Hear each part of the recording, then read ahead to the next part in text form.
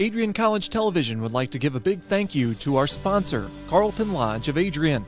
Carlton Lodge is sponsoring all ACTV broadcasts during the 2021 to 2022 school year. Located at 1629 West Maumee in Adrian, Carlton Lodge offers comfortable rooms and suites at affordable rates. There's also a heated indoor and outdoor pool, along with a 24-hour fitness center. Thank you for the continued support toward Adrian College Television.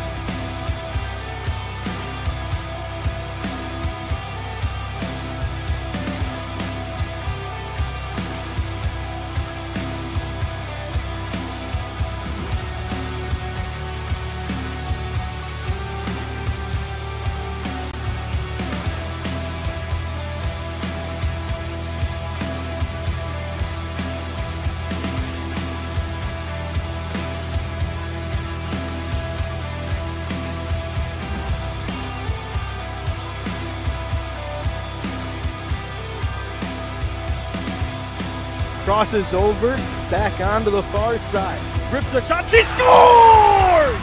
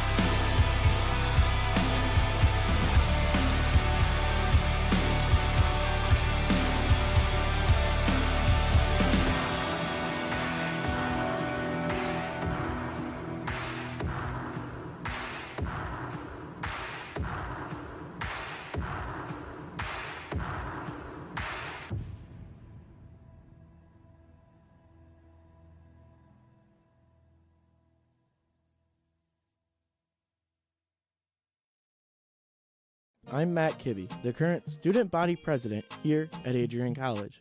I chose AC because the campus simply feels like home. Everywhere I go, I know the amenities are there to help me succeed and get to the next level in my career.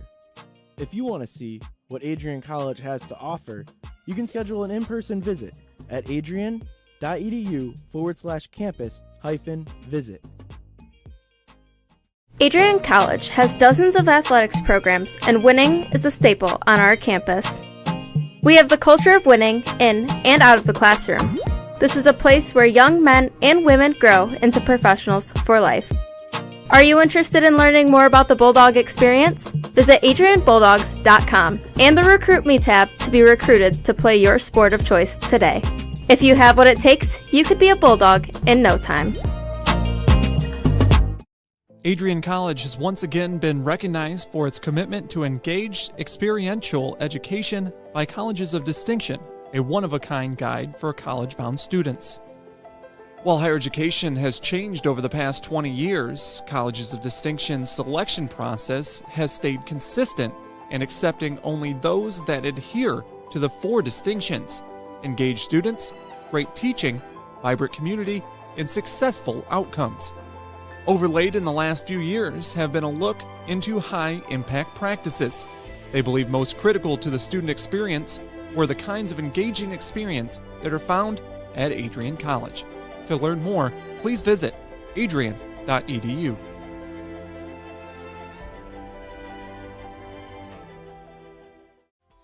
Welcome to Adrian, Michigan.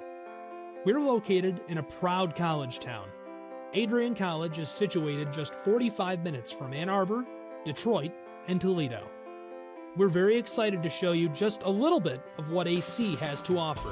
This is the gateway to our campus. Welcome to the place that we believe will change the rest of your life. AC features one of the most well-rounded educational experiences in the country. We offer over 60 different academic majors and 10 academic institutes, as well as dozens of student organizations. Year after year, we've been ranked as one of the nation's best colleges, including being one of the most innovative institutions in the U.S. for our medical programs. Our campus is simply beautiful.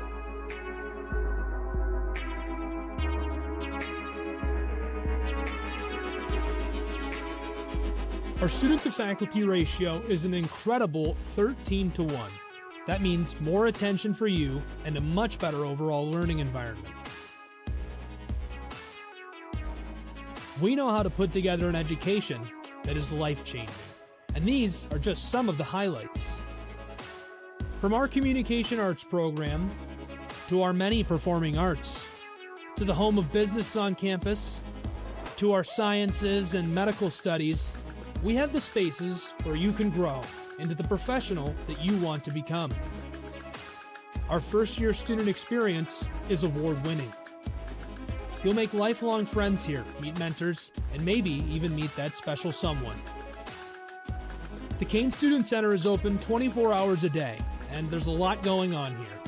The Bulldog Beanery has all of your hot drinks. Pause and Go is our on-campus convenience store. The bookstore is where you'll get all of your Bulldog gear, and you can just hang out and study in the skyboxes. Not far away is the Shipman Library. The Shipman has quiet, relaxing spaces for you to study in. You can check out books from thousands of libraries around the country, and the Shipman is open 24 hours as well for your convenience. There are hundreds of learning opportunities on campus. In addition to the arts and beautiful facilities, Adrian College is known for its athletic programs. There is nothing like a Saturday game day here in Adrian. The Bulldog football team are 11-time MIAA champions. At Docking Stadium, fans watch soccer, lacrosse, football, and more. Just a few hundred yards away, Adrian College's basketball teams compete. In addition to basketball, fans can enjoy wrestling, acro and tumbling, and volleyball here. We also have a state-of-the-art weight room available to all of our students. When things heat up too much on campus, you can cool off with our ice sports.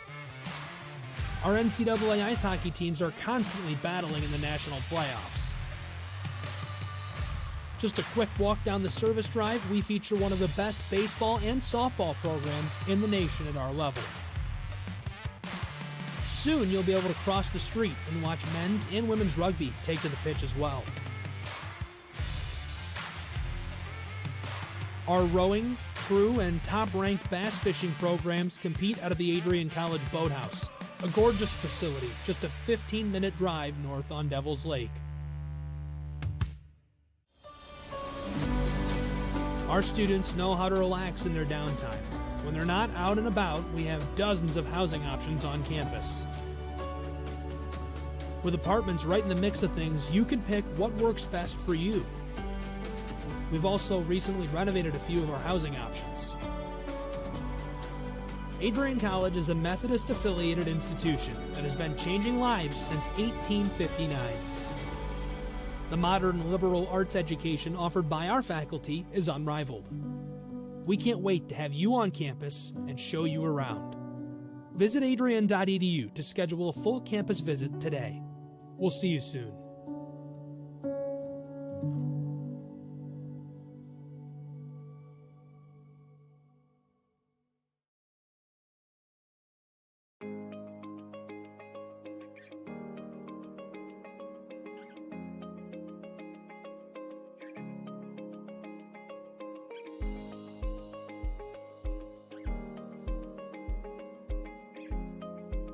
What if you didn't choose to become an Adrian College Bulldog? Surely you would have carried on with your education and could potentially be graduating elsewhere. But what would you have the honor of greeting Bruiser on campus? Would you have had the privilege of working alongside faculty that know your name? Would you have had the opportunity to learn and grow in an environment that is seeking the truth and dignity in all people? Would you have had a creative learning environment that is supportive of challenging you and achieving excellence in your academics, but also your personal and professional lives? This has been Adrian College's promise to us. Just as our families have promised to love us unconditionally and support us through the many peaks and valleys of our lives, Adrian offered a similar promise to us when they realized our potential by asking us to join them. While we have been busy navigating the many what-ifs of our time, none of which we could have imagined, we have indeed found the cane that holds our ribbons of excellence at Adrian to stand strong. Strength and tradition. A tradition that carries on from graduating class to graduating class. A symbolic reminder of the leadership carrying the motto, no victory without work. The Adrian College class of 2021 can proudly proclaim that we have earned our ribbon of excellence for persevering through a pandemic because of our hard work. We have had to learn how to best navigate the many what-ifs in uncharted times. While some of the what-ifs have been answered, it is now up to each of us to embrace and navigate on our own. What if I take that job? What if I decide to continue on for postgraduate endeavors? What if I decide this? What if I decide that? No matter what, you'll be able to face your tomorrow knowing that you are a member of a pack, the Adrian College Bulldogs class of 2021. Part of the family here at Adrian College are the friends we've made. These friends have gone to games with you, shared late night tales with you, explored downtown with you, and joked around with you at Ritchie. They were in the library with you at midnight studying for the 8 a.m. exam you forgot to study for. And they're there when you cried because you failed that exam. These friends are your new family members now. You will stay in touch with them forever, even if it's just liking their Facebook post about the new puppy they just got. Parents, family, and friends, we cannot thank you enough for everything you have done for us. Thank you for the support and the opportunity for this moment to graduate from Adrian College. You have helped us reach our dreams and goals in life. Congratulations, class of 2021. We finally made it.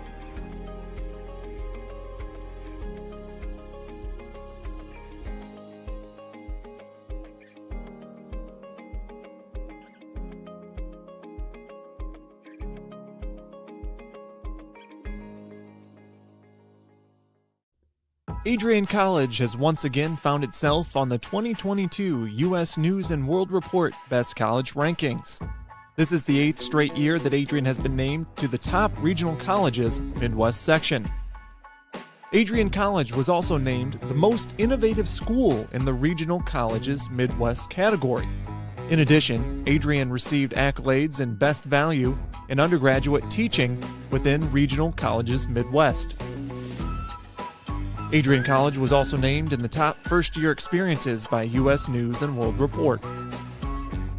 This marks the 13th consecutive year that Adrian has appeared in U.S. News & World Report. To see the full rankings, visit their website. For more information on Adrian College, visit adrian.edu.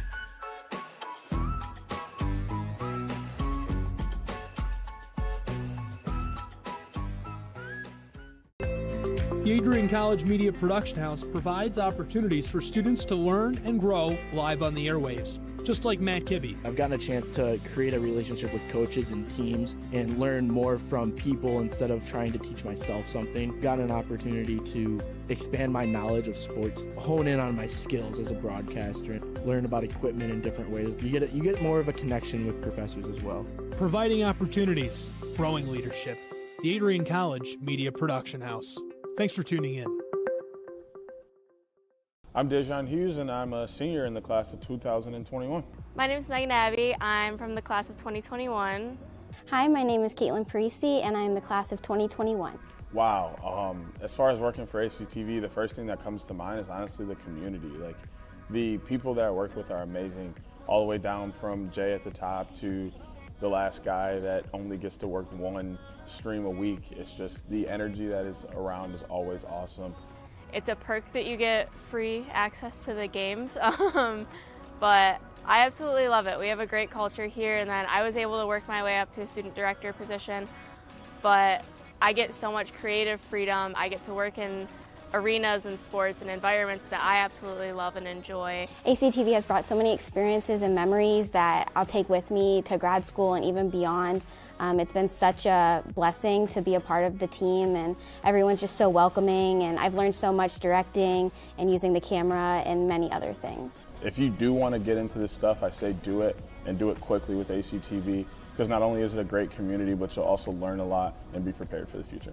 I think what I'm going to miss most about ACTV that's not the free software that I get as a student would definitely be the people and the culture that we have here.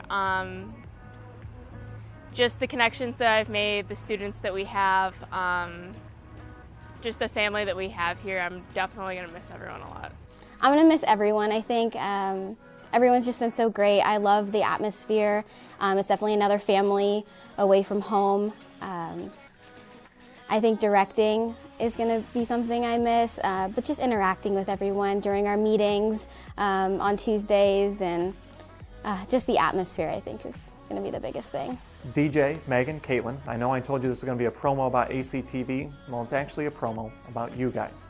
Your leadership as seniors has helped me guide the program since taking over at the beginning of January. I would not have been able to do it without you three. Now, I know your time is done with ACTV at the end of the semester, but I know you're going to do so many great things in your future endeavors. I wish you the best of luck. Adrian College is looking for leaders, student athletes with the tenacity to keep the Bulldogs at the top, the forefront, in and out of the classroom. The Bulldogs are looking for talent, character, hard work, grit, leaders who can electrify sold-out crowds, got out a last-line shift, will their team to victory, hit a grand slam in the bottom of the ninth, and be a part of a legend in the making. Think you have what it takes to become a Bulldog? Visit adrian.edu to learn more. Adrian College is a pinpoint like no other. With our 77 undergraduate degrees, 47 majors, and 21 broad fields of study, Adrian has a one-of-a-kind, hands-on learning experience for everyone. Do you want to visit the campus of Adrian College in person? Visit adrian.edu/campus-visit. Again, that's adrian.edu/campus-visit. Come take in the beautiful facilities at Adrian College for yourself. Bulldog fans, connect with Adrian College TV on social media to be updated when we're broadcasting live, to see highlights, plays of the week, and much more. Adrian College Television is on Facebook, Instagram, and Twitter. ACTV's handle is at Adrian College TV on every form of social media. Thank you for tuning in and subscribing to the home of the Bulldogs, Adrian College TV.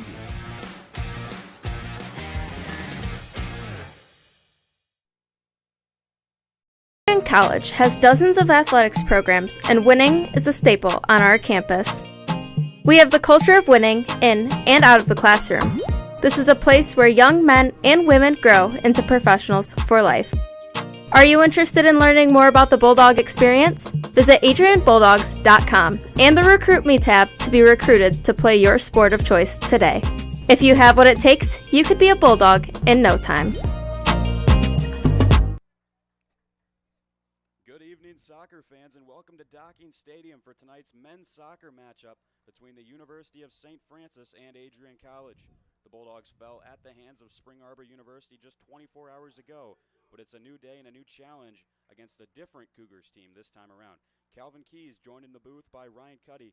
And Ryan, what does Adrian need to do to keep St. Francis's firepower at bay tonight? Yeah, like you mentioned, the St. Francis has firepower, and they got a whole lot of it. There's going to be a lot of pressure on the shoulders of young freshman Dominic Edwards. Tonight. If the defense can hold up their own a bit. Edwards, you mentioned earlier, looked solid in his preseason outing for Adrian College, and I think a big thing for Adrian College, St. Francis is going to have chances, they're going to have opportunities, but you got to limit the opportunities. You can't let the floodgates open early. So I think the first 5-10 minutes coming out with energy and kind of really setting the tone against St. Francis is going to be a big thing tonight for Adrian. Couldn't agree more, Ryan. Andre Hofius will get us started as we await the opening whistle from the referee. Get a chance to announce tonight's starting lineups. As we mentioned, between the sticks for the Bulldogs, it'll be Dominic Edwards, Brian Politti, Colin O'Neill, Andre Hofius, Brady Mooser, Justin Sarka, Juan Tapia, Gavin Bignell, Dante Perry, Gary Davison, and Aiden Leland. That's the starting 11 for the Adrian College Bulldogs. And for the St. Francis Cougars, it'll be Cannon Dakin, Dominic Barucki, Braden Gilman, Simon Hemler, Daniel Eleuterio, Enrique Subiran, Alessandro Florencia, Mateo Abella, Alessandro Bazan, Ashton Hostler, Tyler Korn, and in nets for the Cougars, it'll be Jaime Robledo. So should be a good matchup tonight. Cougars offer up for the Bulldogs another formidable test, coming off of a tough loss last night, 3-0 at the hands of Spring Arbor. Very interesting that the Bulldogs have back-to-back games against two different teams with the Cougars mascot, one of the more popular in college athletics. Good to see Justin Sarka back on the field. Near the bottom of your screen, wearing the number 8 shirt, has that groin heavily wrapped up. He's been nursing an injury to that area early on this season. Saw limited action in the first half before being relegated to the bench in the second. He makes up the heart and soul of this Bulldogs team. He's almost the quarterback, if you will, from the center attacking midfield spot. And without him, Adrian looks a lot different, integral part of their lineup. Yeah, it really is. This has been a good start for Adrian College. Having ball control early on is going to be key. Is going to be key to success here tonight. Leland winning that 50-50 ball as it's played to the back line, and Colin O'Neill. O'Neill will swing it wide to Juan Tapia, native of Othello, Washington. First-year player for Adrian, transferred over from Spokane College, where he had a successful season last year at the JUCO level. O'Neill, another player that's missed some time with injury, just 4 games into this season, but another player that is really a large part of Adrian's identity, the bedrock of their back line. That one's won well by Hemler, staying with it, and he'll draw the foul, courtesy of Brady Mooser, who didn't really like the call too much. You got to like the physicality, though. With St. Francis scoring 11 goals in their last game, that they're gonna look to keep attacking and keep adding on. And you're going to have to play physical, up-close defense with them. You're going to have to take some of those fouls if you're going to want to keep them off the board. Absolutely, Ryan. Cougars are testing here, a ball over the top. Politti trying to shield away, and he does so well. Edwards will pick it up. You mentioned you liked the intensity from this Adrian team early on. That scoreline in the previous game, 3-0, it's a little bit ugly on paper, but I think what it didn't show was the effort and the resiliency on defense. Bulldogs were a little bit outmatched, but they still hung in there for 65 minutes before conceding a goal. Yeah, that's something you'll have to see, and that's something, you got to look past the initial score sheet. And I think this Adrian team, they always kind of bring a lot of energy on defense. They're going to be up in your grill, and it's going to be interesting to see how that kind of contrasts today with St. Francis's high potent offense. Bulldogs give Jaime Robledo something to do early on in this match. He comes out to collect the long ball. Played along the back line now for the Cougars. That's Baruki with it. He'll play one far ahead. That's on to Florencia. Now wide for Bazan. Back in for Florencia, the midfielder, looking to switch the field to the far side. Finds Eleuterio. The leading scorer for the Cougars can't quite get to it. He's got 4 goals already this season, along with 2 assists in just 4 appearances, leading the team in the goal-scoring category. Native of Braga, Portugal. One thing that was so interesting looking at the St. Francis lineup, they've really got an international flair to them. 20 of their 31 players on their roster are from foreign countries, only 11 Americans on the team, and I think that just makes you better when you have that soccer expertise coming from all corners of the globe, similar to what we saw from Spring Arbor last night. Oh, it definitely does, being able to kind of, obviously be able to expand your recruiting circuit, essentially. Played through for Gavin Bignell here on the dribble. Finds the captain, Perry, in the middle. Sarka doing well to stay with it. Nifty little flick of the foot. Wasn't able to maintain possession. Just saw our first of Gavin Bignell on the far side. He's got the only goal of the season so far for Adrian. It came in the 88th minute against Heidelberg on Saturday, and that was the game-winning goal for the Bulldogs, giving them their first victory of the season, looking for their second tonight. As for the Cougars, they're looking for their 4th win, already have 3 on the year. Their last one came in convincing fashion against the Carlos Celtics. That match taking place on Carlos campus in Pittsburgh, Pennsylvania.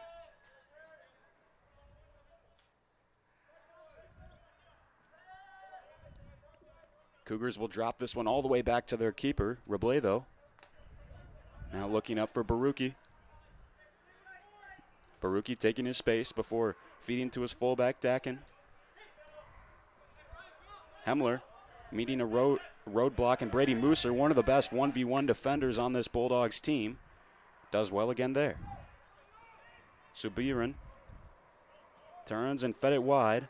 Ball in behind here on a race for it. Eleuterio, one of the most dangerous men on this Cougars team, puts a ball in. None of his teammates able to get on the end of it. Scooped up by Edwards. Defense held up there for the Bulldogs. Really nothing for Eleuterio to do. He made the right play, trying to create something in the box, but Bulldogs defense had to clamp down. Dante Perry used the outside of the foot, trying to find Hofius. Florencia will slow down play. Showing off his wheels is Dakin. Being defended here by Bignell, in a superb slide tackle from the freshman out of Muskegon, Michigan. His effort is always superb when he steps on the pitch. One of the reasons why he had that deciding goal on Saturday. He gets back defensively from his right wing position. Part of the reason why he's able to start as a freshman is because of that work rate. That's such a big emphasis for Coach Hatfield. Loves players that are not just talented, but also hardworking to go along with it. Yeah, that was such a great defensive play he made there, because St. Francis was looking to get a little rush going. Dakin, they'll treat this one like a corner as it's flicked on goal. And Dominic Edwards didn't flinch. Knew that one was going wide off the head of Dominic Baruki, the Californian sophomore defender. Edwards will play this one short quickly onto the foot of O'Neal. O'Neal, one of the senior leaders on this team. He hails from Milford, Michigan, graduate of Lakeland High School. Played back for Robledo again. Lots of space in the midfield for Sabiran. He'll turn and move on ahead. Has some teammates with him. Calling for the pass in behind. Instead, Subiran will stay on it. Feeds to the right flank for Hemler. Hemler looking to cut in and try his luck. That one wide to Edwards' left, out for a goal kick. Liking what you're seeing from this Bulldogs defense, though. A lot of communication, staying in front of St. Francis. Haven't really seen anyone run free. There's always been a body on top of a body for the Bulldogs.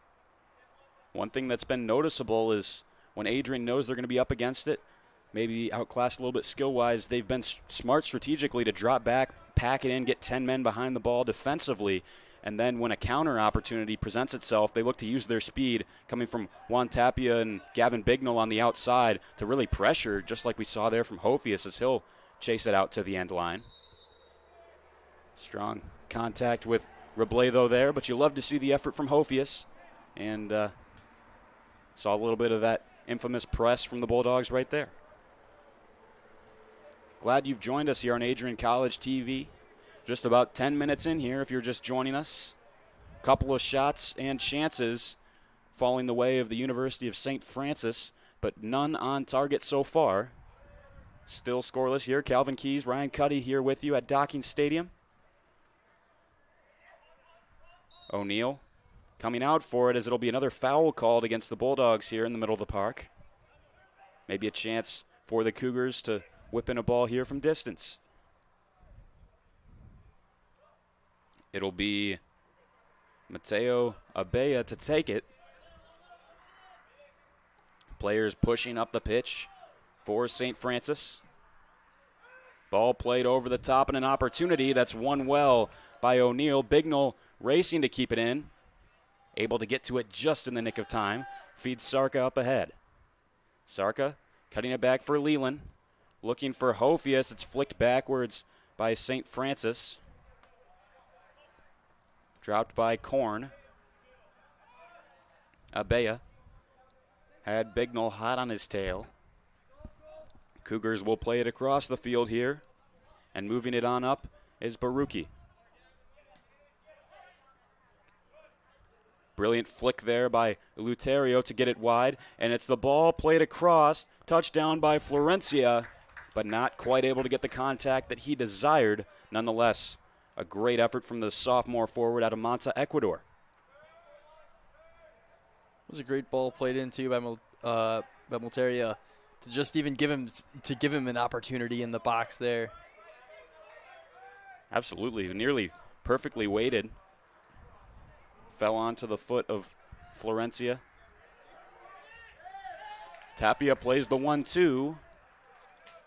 Doesn't quite have the capacity to keep it in bounds. Mentioned it a bit in the open, but St. Francis had that 11-0 win at Carlo. Scored 10 goals on the Celtics in the first half, which was a school record for the University of St. Francis.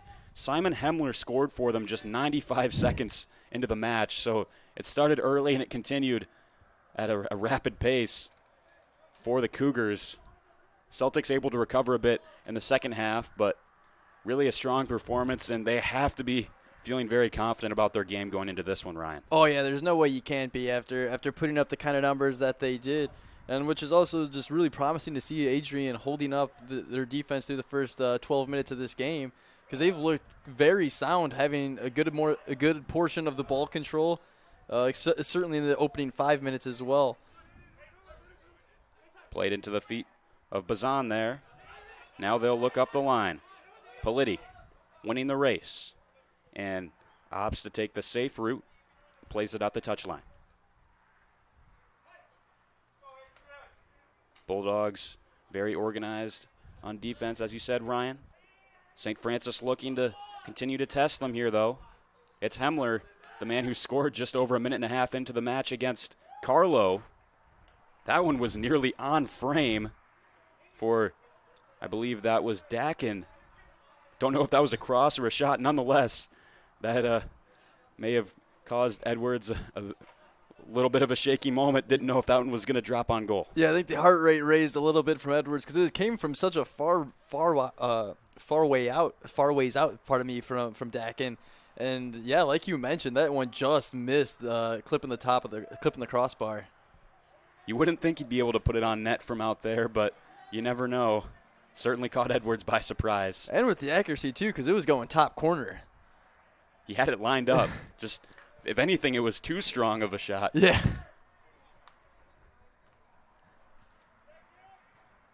Headed by O'Neal. Sarka contesting for it.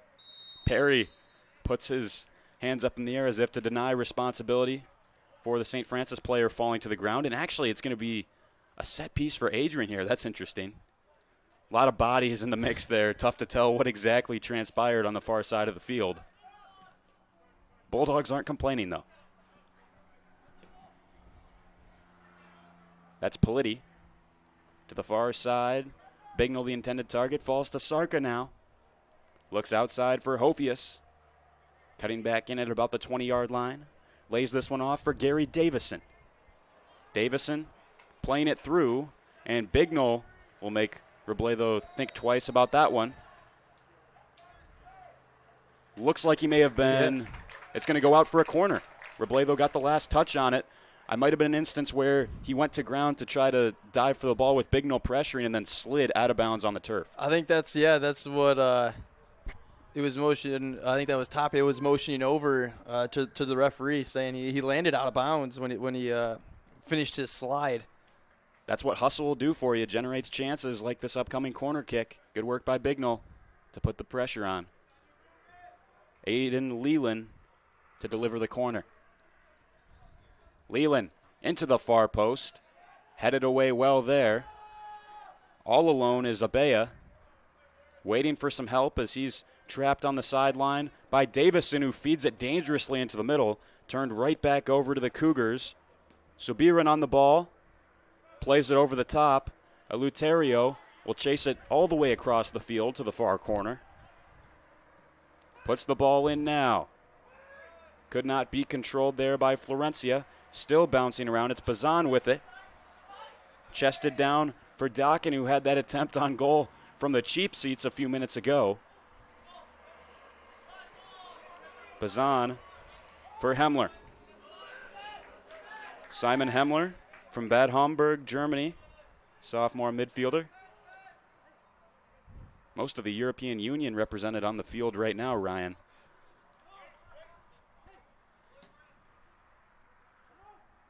Far side for Gilman. Off of his shoulder. Flicks it over Bignell. Some nice creativity there from the Cougars fullback. Couldn't hang on to it. Dropped all the way back for Robledo. 29 minutes still to go in this first half. It's scoreless. St. Francis possessing a lot of the ball just like we saw last night. You have to wonder if tired legs playing a bit of a factor for Adrian. They played just 24 hours ago against Spring Arbor at this very location. Yeah, it's definitely tough to, obviously, one, to do a back-to-back, but two, to do back-to-backs against quality opponents like they've done last night with Spring Arbor and tonight with St. Francis. It's always going to be difficult, and when you have to go back-to-back nights kind of chasing the ball a lot, it's not easy. So got to give credit to Adrian, though, hanging in strong here in the first half. A long way to go, but they've been up to the task early on. This one played to Hofius, just a little bit over his head. Brilliant delivery there from O'Neill, nearly connected. We'll see the entry of Owen Emmerts, the midfielder, and Andrew Pope, the defender, as Brian Politi will come off the pitch and get a break, as well as Hofius, who nearly was able to get his head on that last pass ahead from O'Neill. I think that's going to be pivotal. A lot of squad depth for Adrian. Have to take full advantage, as we were just talking about, with games on back-to-back days, something you rarely see in soccer. Usually it's one game a week at the college level. It's a bit more frequent, but certainly rare to see 2 games in 48 hours as we have here. I think that one was dribbled out of bounds by the Cougars. Thought they kept it in play, but instead a throw-in for the Adrian Bulldogs. For those not familiar with the University of St. Francis, it's located 101 miles southwest of here in Fort Wayne, Indiana.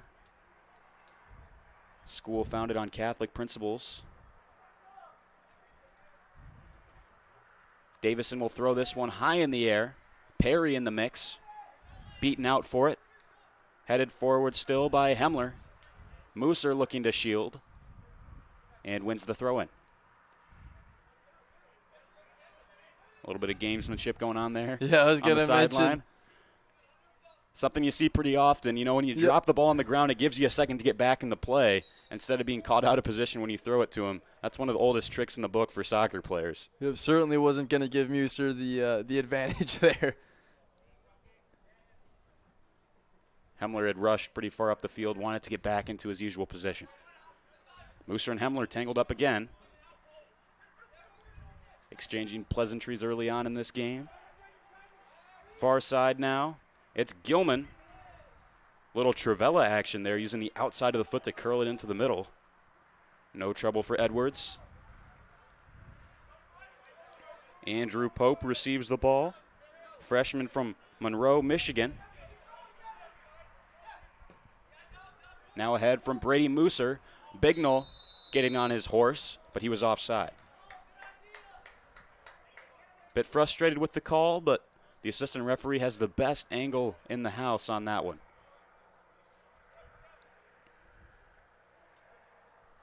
Adrian's record going into this game: 1 win and 2 losses to their credit. Previous game was a 1-0 win against Heidelberg in their first home game.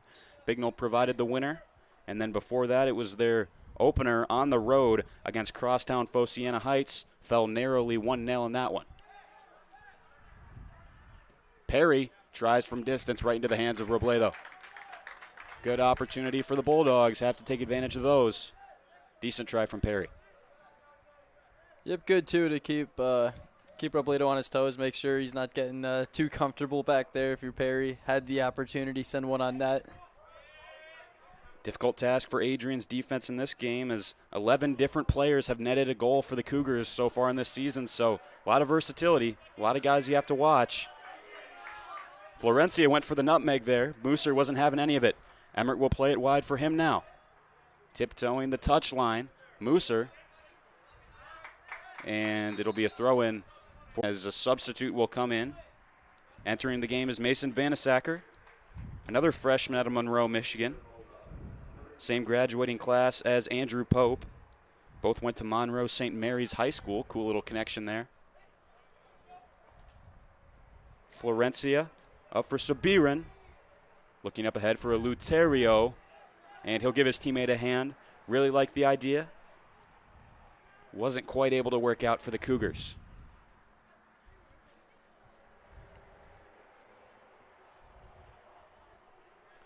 Bulldogs coached tonight by Mike Hatfield in his second season behind the bench. St. Francis's manager Jake Essig is in his third season for the Cougars. In 2020, his first season at the helm, he led the team to their first winning record since 2013. Last year they had last season they fell to 4-10-4, but it's been lots of positives so far during his tenure. Yeah, certainly to the start of this year too. Lots of positives that they can look at through the first about month of the year. Lots of goals for several players throughout the lineup. They've only played a handful of matches, but as we said, already 11 players that have got up and running in the scoring category, so they have lots of weapons to choose from. Leland over the head kick. Settled here from Bazan. Looking to run through the midfield. Still with it is Bazan.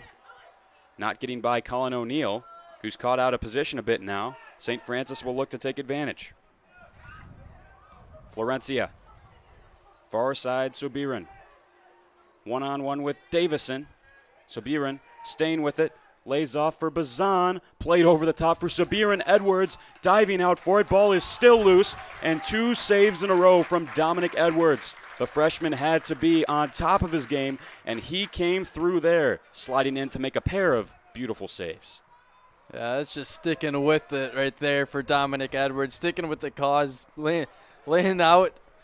Gonna be, might experience some contact, but doing a great job of keeping that out of the net. Putting his body on the line for the team, Ryan. It really is. It's awesome to see there, too, by the freshman. Dawkin tangled up with Sarka. And the foul called against Justin Sarka. 22 minutes left in this one. Still stands at 0-0. Majority of the chances have been from St. Francis. We saw an opportunity from Perry a few moments ago. Put it on target from the outside of the box. Happy you've joined us here on Adrian College TV. This one flicked wide. Dawkin could not stay with it. Tapia up the line for Emmerts. Look to find a teammate here. Lays off for Juan Tapia again. Loses it at the hands of Abea.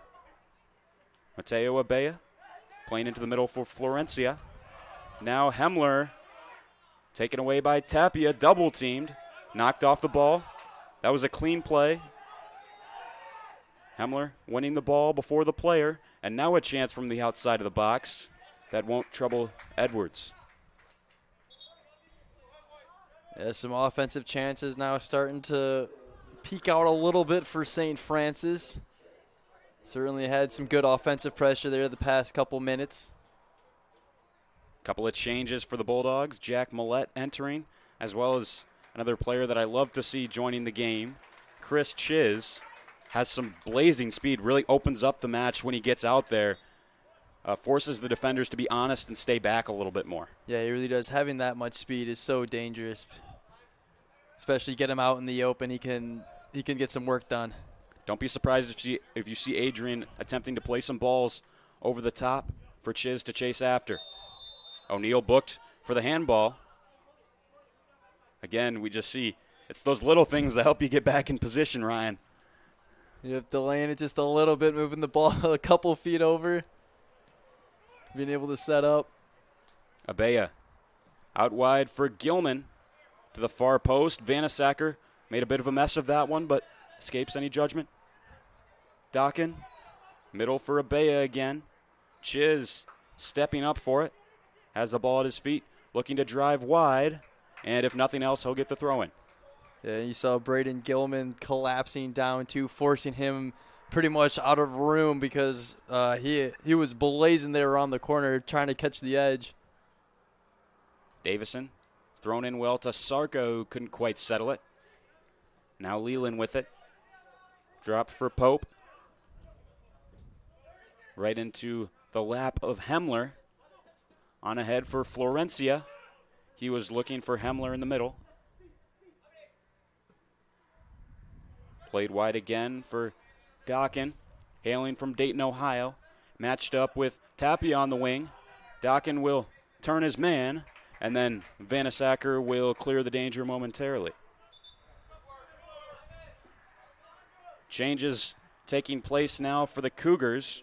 We've got Brian Ramirez, Jake Bosco, as well as Dalton Blankenbaker all entering the match for the first time tonight.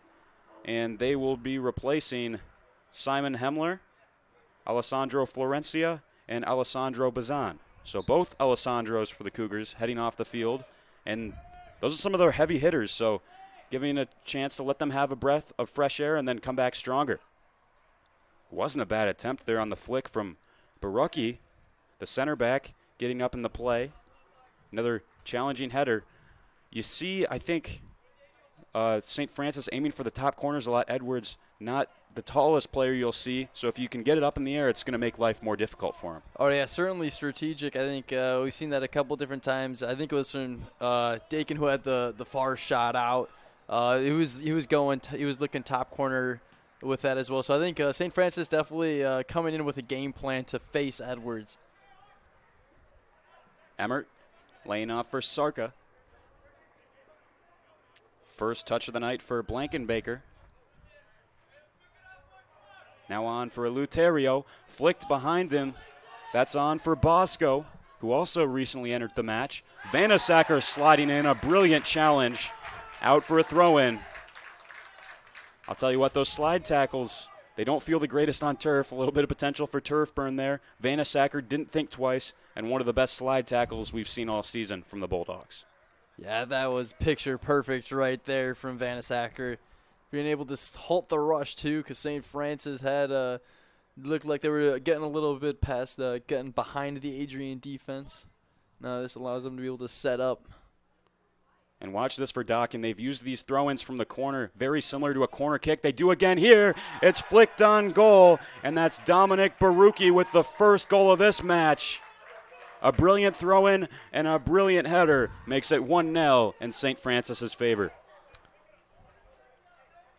Yeah, just like you mentioned with kind of how they've been using those throw-ins right on the corner, they've been using them pretty much essentially as corner kicks, and you can see here on the replay this essentially does the job that a corner kick would do, and it was set up right on target, and made it quite easy for Barucki. Still had to finish the job, but it was beautiful, right on it, right where he needed to be.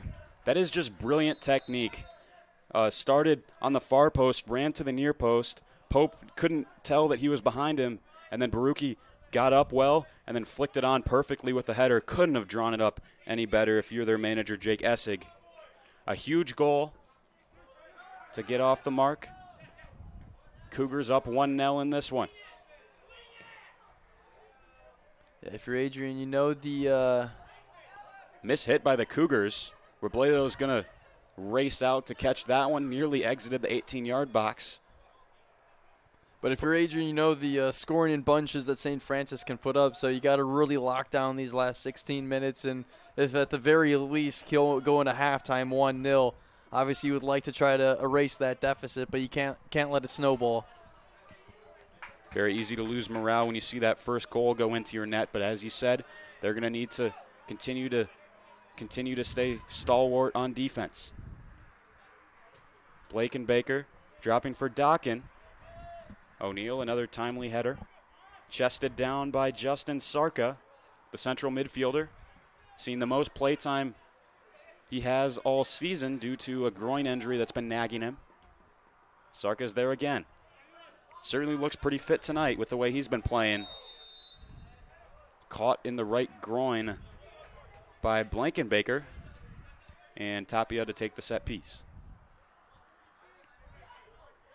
It's just such a welcome sign to see Sarka back on the pitch again.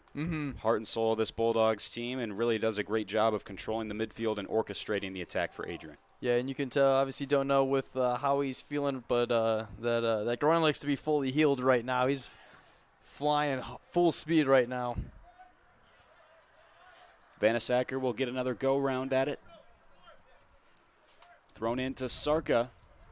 Flicked on ahead for Tapia, and it looks like Dakin will let this one roll out of play. Goal kick for the Cougars. Well, if you missed it earlier, this St. Francis team, they've got players from all around the globe. 11 of the players on their 31-man roster are American. The rest hail from a slew of different countries, both in Europe and South America. Some of the nations represented on this team include Italy, Germany, Portugal, Spain, Ecuador, Peru, France, Argentina, Brazil, Mexico, and New Zealand. Emmert shoved down to the pitch there. And we're going to see a card here. I don't think the foul alone necessarily warranted it. Might have been some back talk from one of the players on the pitch. I'm not sure who the initial foul was committed by either. Wasn't able to get a look at it. I want to say from the reaction that's Mateo Abella. Cougars still pleading their case after the yellow card booking was shown to Abella. Junior midfielder out of Gijón, Spain. Shoving the back on Emmert, but it may have been a word of dissent after the fact, after the initial call that got him that yellow card. Yeah, it certainly seemed like that's kind of what sparked it, or something that happened after the play.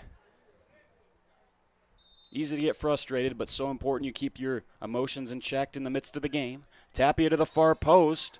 Emmert crashing in, and he'll quickly be booked for a foul as he was all over Cannon Dockin. Had his arms around his opponent, and that's why Dockin ended up in a heap on the turf.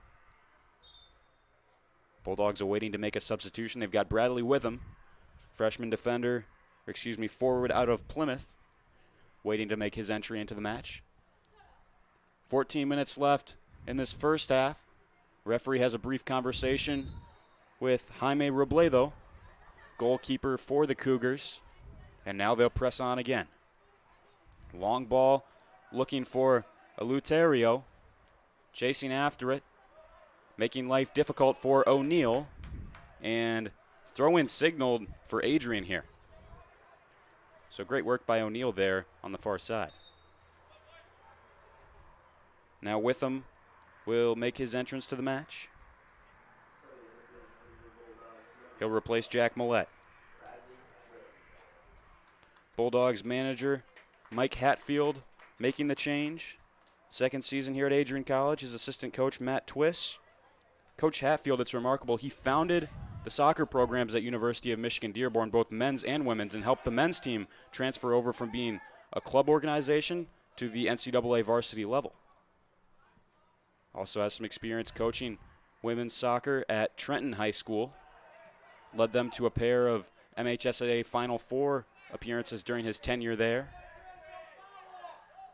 Yeah, just someone who loves being around the sport of soccer, someone so enthused. Love to see it. Absolutely. See what the decision is here on the far side of the field. And another card shown here. See what the decision is. A bit of confusion.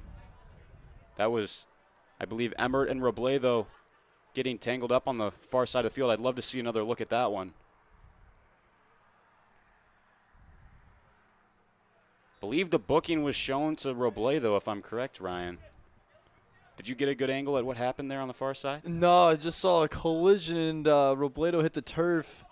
But it seemed like the referee was conversing mostly with the netman Robledo for St. Francis. It didn't seem like he appeared to be talking to any Bulldogs from where I was sitting. Emmert knocked down to the turf, frustrated not to get the foul call. It might have been one of those instances where it was a foul against Emmert on the goalkeeper, but at the same time, the goalkeeper tried to make a little bit extra of it, and that's why he was given the warning. Second yellow card of the match, both of them going to the Cougars so far. Vanasacker can't quite get to it. Eleuterio trying to flick it into the middle. We've seen from him, he's playing a similar style to what you see from the top players in the world, your Messis and your Ronaldos, where they kind of shift over the field as one of the skill guys. They're kind of going wherever they're needed and wherever they see chinks in the armor of the opposition. Always fascinating to watch how they can read the game and see those little gaps and pockets of space. Yeah, be able to be in the right place at the right time.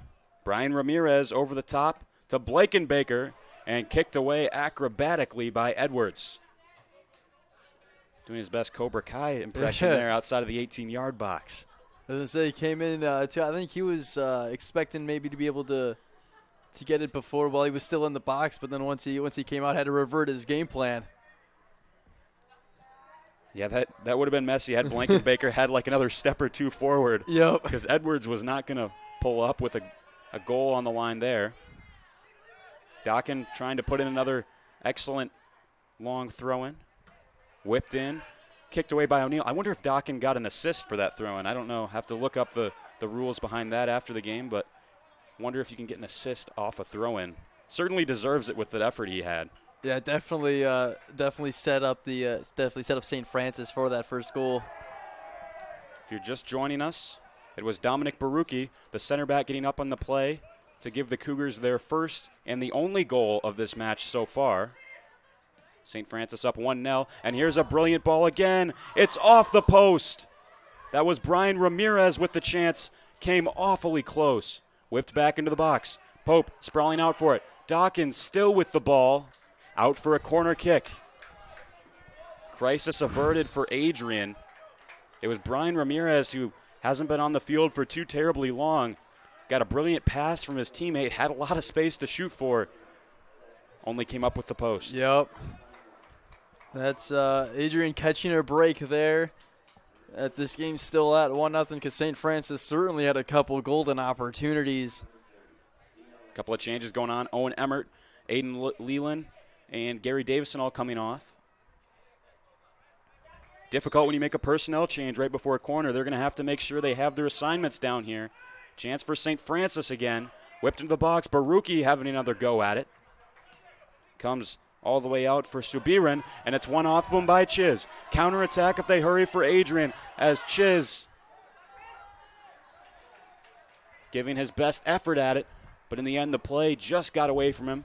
Robledo sending that ball away. Chirco playing on the far side. May have caught the Cougars player. Referee quickly says nothing doing as the new addition Maddox will feed it up for Tapia. Now wide for Chiz. And that pass is too far ahead of Bradley Witham. Less than 9 minutes to go in this first half. 1-0 to the University of St. Francis, traveling up from Fort Wayne, Indiana for tonight's match. First goal courtesy of Dominic Baruki. It was a long throw in very near the corner flag. Almost as good as a cross for the Cougars as they'll look to add to their advantage. It's Blankenbaker sending it across the face of goal. Decent idea. That was a beautiful find, though, by, I believe that was Bosco for St. Francis. Threading the needle between a couple Adrian defenders. Absolutely. We'll see Daniel Videz, hometown boy from Fort Wayne, Indiana, replacing Enrique Subiran. Second leading scorer on this St. Francis team will get a bit of a breather heading into the halftime break. Calvin Keys, Ryan Cuddy here with you on Adrian College TV. NCAA Division III men's soccer action. Well, I guess I can't say. But one team's NCAA Division III, the Adrian Bulldogs, and, of course, St. Francis, an NAIA school. Interconference matchup before the long-awaited start to MIAA conference play in about a month's time for the Bulldogs. Hosting their opponents here at the beautiful Docking Stadium with the sun setting. Paints a beautiful picture for men's soccer here on a Wednesday night. We're happy you've joined us. We'll see another new player entering the game. Anthony Ryder, sophomore out of South Lyon, Michigan. Replacing Mason Vanasacker, who had that work of art slide tackle earlier on in the half. He's put in a good shift for Adrian. Chiz springing that ball along, headed away well by Baruki, who's done very well with his head tonight. That's been the difference in the game, actually. Tapia, far side here for Kane. Baruki worked wide for Dockin. Dockin looking to play in behind by Blankenbaker, who's been hovering over that back line for the last couple of minutes. Testing the Adrian defense, Brian Ramirez will play it wide. He hit the post just a few moments ago. This one played ahead for Gilman. Gilman rushing into the box, tried to lay it off. Great work there from Chirko. Made a mistake on the initial clearing attempt, but managed to salvage it, get it out of harm's way. A little bit of skill work as well to go with it. Far side, trying to head it onwards was Gilman, but the Fort Thomas, Kentucky native wasn't able to get a complete connection. Heading into the half, do you think Mike Hatfield's going to want any changes from his group, or is he going to be happy with what he's seen in these first 45? I think energy-wise, he's got to be happy with what he's seen. Certainly there's some things that they got to clean up defensively in the last, I want to say, probably 15 minutes of this first half. I think St. Francis has kind of found some open passing lanes. They've had some opportunities where they've nearly slipped by the Adrian defense a couple times. Or is Adrian getting a little run here? That was Chiz laying it off for Witham. Back into the feet of Chris Chiz. Turns and fires off balance. Wasn't able to connect as true as he would have liked. But with 5 minutes left, one of Adrian's best chances in quite a while. Good to see them getting some offensive build-up going. Yeah, I think offensively is kind of being able to control the ball a little bit longer than they have. The opening 5-10 minutes of this game, they were pretty much living in St. Francis's end, not having a ton of great opportunities, but not allowing any big explosion plays for the Cougars. But it's kind of transitioned as the half went on. St. Francis kind of got their footing in this game, and then obviously the goal from St. Francis has been the difference maker. But I think Adrian, if they can, they got to possess the ball a little bit longer. Absolutely. It's really tough to possess the ball when you've been chasing the game for so long, though. Tough to make that transition both tactically and find the wind to be able to do the work to keep it. Sliding in there was Seibel. Lays it off now for Bosco, who will play it wide to Cannon Dockin. Dockin defended here by Kane. Coughed it up to Tapia. Looking for options. He'll choose to switch the field to Chiz, but confident play by Videz to send it back to the near side. Ball skipped over the head of Ramirez and then lofted extremely high in the air, battling for body position near the Bulldog logo at center field. Abea dropping this one back, and it'll find its way all the way to the keeper from Oviedo, Spain, Jaime Robledo. hasn't had too much of a workload, only a couple of saves from him in this first half. Long ball over the top that Vides will chase after. Blocked away by O'Neal. Persisting is Blankenbaker. Beautiful fake there, put on O'Neal. Blankenbaker cutting to the center, right into the chest of Edwards. Took an odd bounce off of him initially, but able to recover and snatch it up. Always dangerous when your opponents are able to get up the field as quickly as St. Francis has shown that they can early on. Their long balls have been on point. Yeah, I was about to say they've had a lot of deep through balls that have kind of broken down this Adrian defense on a couple different occasions. Here's Vides. Ramirez. A lot of the second string players on for St. Francis right now, but they haven't missed a beat. Still pressuring, playing hard, and creating some quality chances for their team.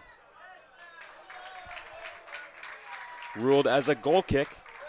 Defended well by Seth Kane. Shutting down St. Francis's captain, Cannon Dockin, as we will see the entry of Elijah Perugi, sophomore out of Woodhaven, Michigan. 5'9" midfielder. He'll replace Chris Chiz, who made an impact while he was out there. Had a shot on frame. Couple of chances from him.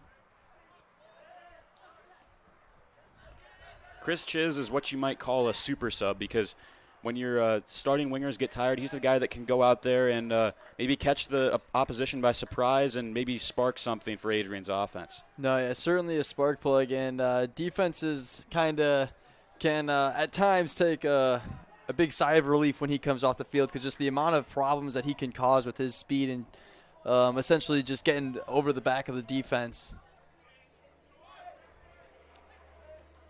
Tapia has covered a lot of ground in this first half, too. He's been all over the place. They love to use his speed and his ability on the ball. High motor usage we've seen from him, too. Hasn't seemed like he hasn't stopped. He's been moving constantly. Well, the good news for him is just a minute and a half left in this game. Maybe get some fluids in him and a little bit of a breather. Adrian's had a lot of work to do, as there's a cheeky little nutmeg there from Gilman, who may have wanted the foul, but I think in the end that was just good body position from the Bulldogs defense. Always tough in that scenario as the smaller player to kind of muscle your way forward, especially when you're matched against a burly freshman like Colin O'Neal that isn't going to give you an inch. Final minute of play here from Docking Stadium in this first half. Another long ball attempt for Baruki, pinpointed onto the head of Vides, played into the penalty area. Again, it's just been remarkable the ability that St. Francis players have not only to defend, but also to get their team up the pitch and distribute to their attackers. Adrian looking to clear this final chance before the halftime whistle sounds. They do well to get it down the field. Gilman. Dropped for Korn. Far side Baruki, who's got the only goal of this match so far. It was a header off of a superb throw-in from his teammate Dockin, very nearby the corner. It was just as good as a cross with the foot. And that may well be the final kick of the ball in this first half from Blankenbaker. Adrian is going to head into the break down 1-0 against the visiting University of St. Francis Cougars. A mixed bag, but the good news for Adrian is they're still in this one. It's not a steep hill to climb. Still anyone's game here heading into the halftime break. Yeah, I think you got to be pleased if you're head coach Michael Atfield with the first 45 minutes you saw, because you know how St. Francis, how hot and how potent they were coming into this game after obviously winning, like we previously mentioned, 11-0 in their last game, 10 of those goals coming in the first half. So being able, only down one, obviously got some work to do. I think offensively they're going to have to try to figure out a way to open up St. Francis's defense a little more and be able to have a little more ball control. And then on the defensive end too, I think St. Francis, or they got to kind of lock down on St. Francis, really stretching them out defensively. A lot of those kind of long, deep through balls that you've been mentioning have been killing Adrian. And Dominic Edwards has played pretty solid. Obviously, he let one by, but I think to this point, still 45 minutes to go, very, very much in this game. Absolutely. Well, we'll see how those second 45 play out in about 14 minutes here. Stay with us here on Adrian College TV. Second half action coming your way in a few moments.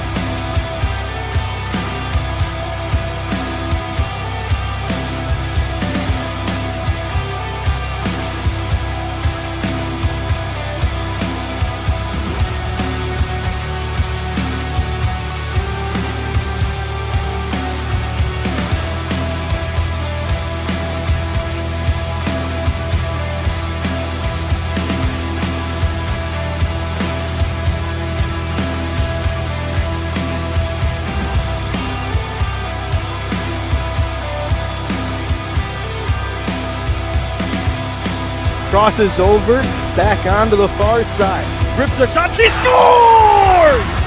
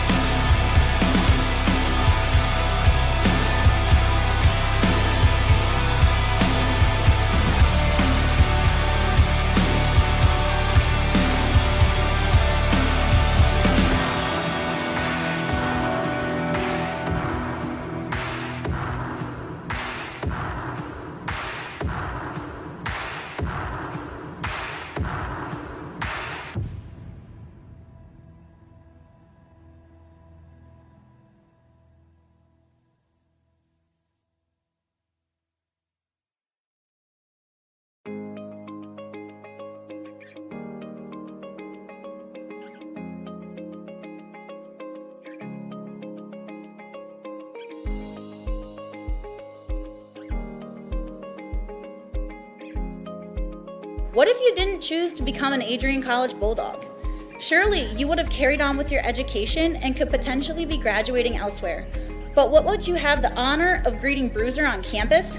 Would you have had the privilege of working alongside faculty that know your name? Would you have had the opportunity to learn and grow in an environment that is seeking the truth and dignity in all people? Would you have had a creative learning environment that is supportive of challenging you and achieving excellence in your academics, but also your personal and professional lives? This has been Adrian College's promise to us. Just as our families have promised to love us unconditionally and support us through the many peaks and valleys of our lives, Adrian offered a similar promise to us when they realized our potential by asking us to join them. While we have been busy navigating the many what-ifs of our time, none of which we could have imagined, we have indeed found the cane that holds our ribbons of excellence at Adrian to stand strong. Strength and tradition. A tradition that carries on from graduating class to graduating class. A symbolic reminder of the leadership carrying the motto, no victory without work. The Adrian College class of 2021 can proudly proclaim that we have earned our ribbon of excellence for persevering through a pandemic because of our hard work. We have had to learn how to best navigate the many what-ifs in uncharted times. While some of the what-ifs have been answered, it is now up to each of us to embrace and navigate on our own. What if I take that job? What if I decide to continue on for postgraduate endeavors? What if I decide this? What if I decide that? No matter what, you'll be able to face your tomorrow knowing that you are a member of a pack, the Adrian College Bulldogs class of 2021. Part of the family here at Adrian College are the friends we've made. These friends have gone to games with you, shared late night tales with you, explored downtown with you, and joked around with you at Ritchie. They were in the library with you at midnight studying for the 8 a.m. exam you forgot to study for. And they're there when you cried because you failed that exam. These friends are your new family members now. You will stay in touch with them forever, even if it's just liking their Facebook post about the new puppy they just got. Parents, family, and friends, we cannot thank you enough for everything you have done for us. Thank you for the support and the opportunity for this moment to graduate from Adrian College. You have helped us reach our dreams and goals in life. Congratulations, class of 2021. We finally made it.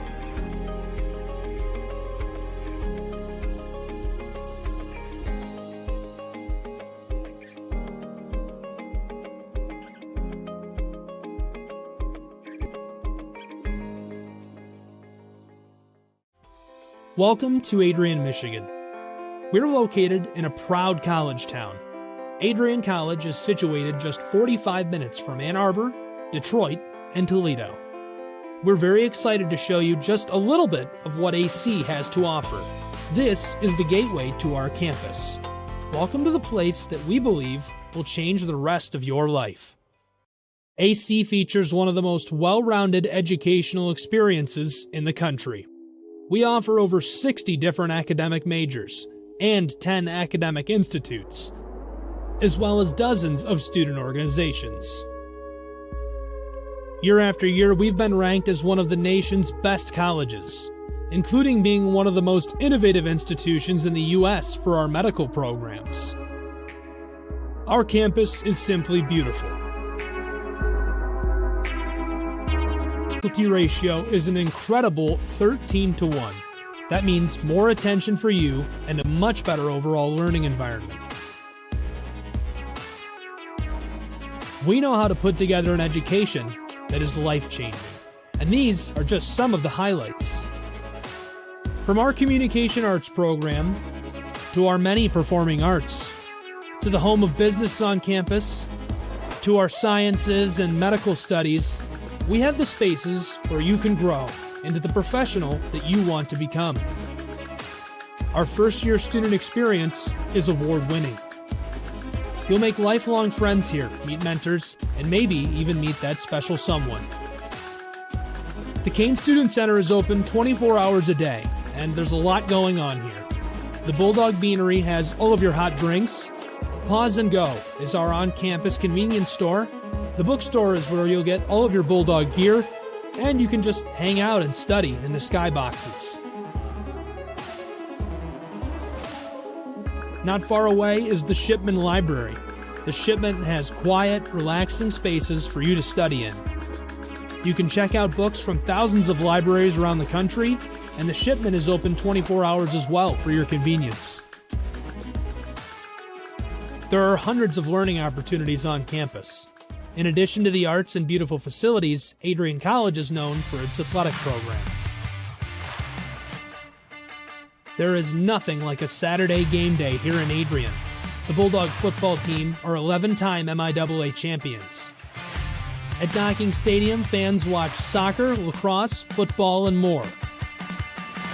Just a few hundred yards away, Adrian College's basketball teams compete.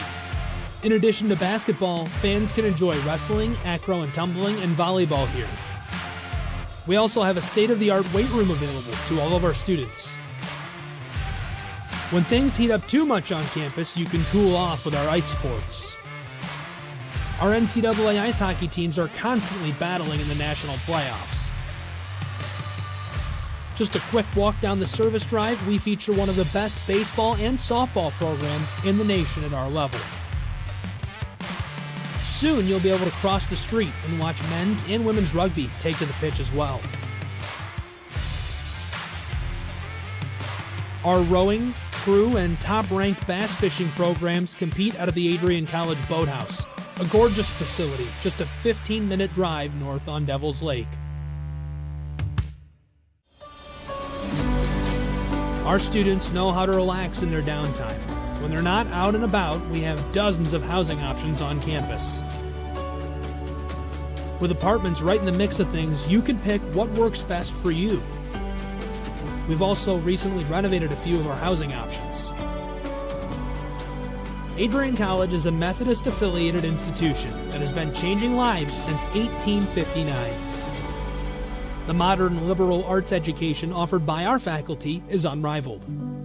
We can't wait to have you on campus and show you around. Visit adrian.edu to schedule a full campus visit today. We'll see you soon.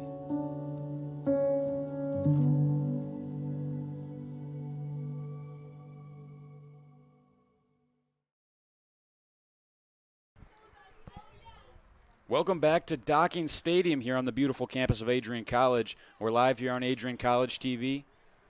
Bulldogs hosting the Cougars of St. Francis, Calvin Keys alongside Ryan Cuddy. And what did you think of that first half, Ryan? What are some things you'd like to see Adrian change going into the second? Yeah, I thought the energy from both teams was very good to see. Some chippy play, a couple yellow cards given out, but I think overall Adrian's got to close down defensively, not allow St. Francis to kind of slip through open seams, and using that kind of long through ball that they've been doing and executing to St. Francis's credit very well pretty much all match long, at least in the first half. And then, offensively, just kind of try to start breaking through that St. Francis defense. Obviously, Adrian kind of playing heavy on the defensive end in that first 45 minutes. So it's going to be interesting to see if they get a little more aggressive and kind of start trying to create their own offensive opportunities. Well, as we await the kickoff of the second half, we'll take a quick look at our first half stats. The shots were heavily in favor of St. Francis, 11-3. Only got 4 of them on target, but that was enough to give them a 1-goal lead, courtesy of Dominic Barucki, their center back. What stands out to you when you look at these stats, Ryan? Yeah, I think possession is going to be crucial. Obviously, Adrian, you can't score if you don't have the ball, and St. Francis has done a very good job of controlling possession, and I expect them to kind of still be looking offensively, but then later on, if we're still at a 1-0 game, I want to see if St. Francis kind of collapses back a little bit and just plays ultra defensive, or if they're going to still try to keep pushing the pressure, because they've done they've been able to control the ball very good while still being aggressive, and I think that's something Adrian's going to have to try to combat here in this next 45 minutes. A little bit of chippiness in that first half as well, a yellow card for each side. Bulldogs will break the huddle and get ready for this second half kickoff. Lights just turning on here at Docking Stadium. 45 more minutes still yet to be played. And it will be Alessandro Florencia, the Ecuadorian, to kick off this second half. Adrian's sideline urging their team on. Adrian's women's soccer team in attendance tonight, cheering the men's squad on as well. Always good to see that. Different athletic teams on campus supporting each other. This one played across by Abea over the top. Vanasacker racing after it. He'll send it straight up in the air inside the penalty area. Pope heading it back to Dominic Edwards, and of course, Edwards able to pick it up. Edwards was astute for the most part in that first half. He was beaten one time by Barucki, as we noted, but that was a perfectly placed header into the corner. Not very much he could have done about that one. Chiz starting the second half after a strong performance, coming on as a substitute in the first. Looking to show off his wheels again here early on in the second half. Perry charging in. One well away from him by Braden Gilman. Gary Davison cutting out that pass. Florencia up the line. Eleuterio, leading scorer for the Cougars, cuts this one back. Sloppy tackle by Vanasacker, and free kick for St. Francis. Vanasacker slightly out of position there, kind of trying to lunge after the ball made contact. Well, we were praising him for one of the tackles he had in the first half. That was just about the opposite. Timed it all wrong, and that's Mooser getting up for it. Talented player in the back line for Adrian. Coach Hatfield loves to see his players make overlapping runs, so Mooser responsible for defending as well as getting up on the rush. Adrian haven't been up on the other team's half all too often tonight, but look for Mooser to run into space in the attacking third if the Bulldogs are able to get their team off the field at any point. St. Francis pretty much picking up right where they left off, working their way down the field. It's kind of been a slow burn from them, just slowly grinding away at the back line for Adrian, and that led to their first goal of the game. Yep, it was like you mentioned, slowly just getting deeper and deeper into the Adrian zone, and then some possibilities started opening up. Docking that long throw in again. That has been lethal. Barucki was trying to head it again. I think he kicked the ball pretty close to Edwards there, and then immediately had an apology for the ref. Doesn't want to go in his pocketbook. Would have been the third player tonight. The man in green has shown that he's not afraid to show a caution. Always important at this college level that you really take control of the game as a referee and let them know you're not going to. This one will be moved out wide. Cougars dribbling it in. Mooser getting a bit of the shirt of a Cougar player as that one headed on goal. It was a brilliant chance. That was, I want to say, Jake Bosco in with the header opportunity. wasn't far away from goal, Ryan. Yeah, just missing again. St. Francis had a couple chances go just over the crossbar. That is one thing that St. Francis has to their credit. Their strikers are tall, and they also have a pretty good vertical leap. Adrian's defenders out on the field right now, Vanasacker and Andrew Pope, a little bit shorter of stature, so they'll have their work cut out for them there, and they're defending third. Brilliant turn from Perry there with the Maradona. Great job by Perry. Somehow got possession. Perry really was outmanned 2 or even 3-1 there. Even while he was falling to the ground, made sure he kept possession for his team. Perry was named one of the captains of this team. You see him wearing the armband out there. He's only a sophomore. Coach Hatfield said he felt it was well warranted, especially in their opening match against Siena Heights, where they were missing several of their typical starters, such as Justin Sarka, who we don't see on the field right now. He really just said every time he sees Perry out on the field, he leaves his heart and soul out there, and it's been no different tonight. Yeah, I think that play that we just saw kind of encapsulates what he is as a player. Tons of skill, a lot of heart. Somehow kept the ball alive and then made sure while he was falling down to the ground, try to shovel it off to a teammate. Chiz trying to stay with it, has to be careful here. Love to see his effort levels as well, always contesting hard for the ball. But moving ahead here is Cannon Dockin, moving it wide. Pope just getting the foot in and clearing it out to the sideline. Andrew Pope, only a freshman, with Coach Mike Hatfield still at the start of his tenure. Only has 2 recruiting classes that have come with him. Well, he's been at the helm at Adrian, the freshman and the sophomore class. And those players have had to pitch in a great deal. Very young lineup for the Bulldogs. Dockin in again. Mooster got a head on it. Looking to strike it there was Brian Ramirez. Forward from Elkhart, I think Indiana. that's up and out of here. Is that in the James F. Thomas Pavilion? He got it over the far pavilion. fence. He got it over the pavilion. That's in the parking lot. Don't say that often. Yeah. That one was a missile. If University of St. Francis had a football team, their coach would be hot on his heels right now, trying to get him as their place kicker. Perfect technique. Would have counted for 3 were it a football game. Yep. A little bit of a mix-up here. Referee's going to take a chance to let cooler heads prevail here. Having a discussion with several players from St. Francis, Florencia and Subaran. Wonder if there's a bit of a language barrier there. Subaran from Ecuador and Subaran from Spain as a premium chance for the Bulldogs. And Robledo, after not having a lot of action or much to do for the past little bit of the game, staying on his toes, coming out quickly to grab it. I think that was Dante Perry that deflected that into the box. I do not know how he got that on target for a teammate to give them an opportunity. Obviously, Robledo made a nice play.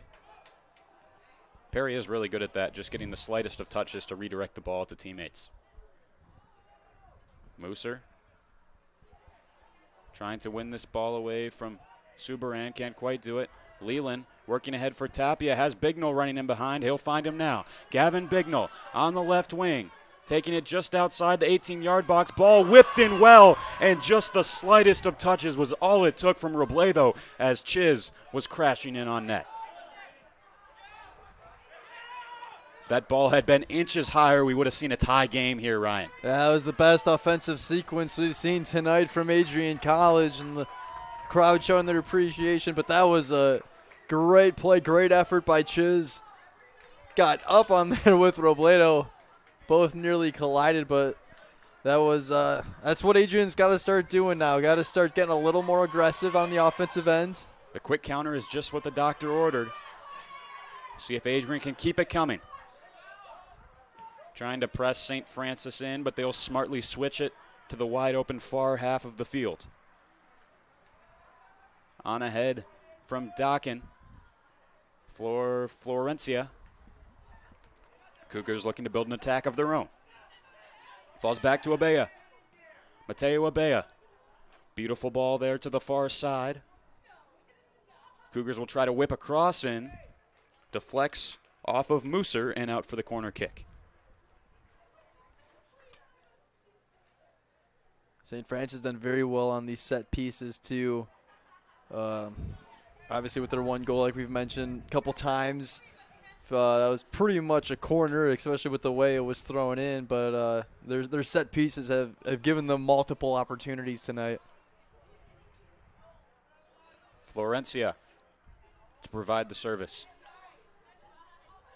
Whipped into the near post, another header, and another goal, this time for Alessandro Florencia. Got up for the header, and that has been the Bulldogs' Achilles heel. Failed to mark Florencia this time, and it proved costly. 2-0 advantage for St. Francis. Let's take another look. Yeah, very similar like we talked about to their previous goal.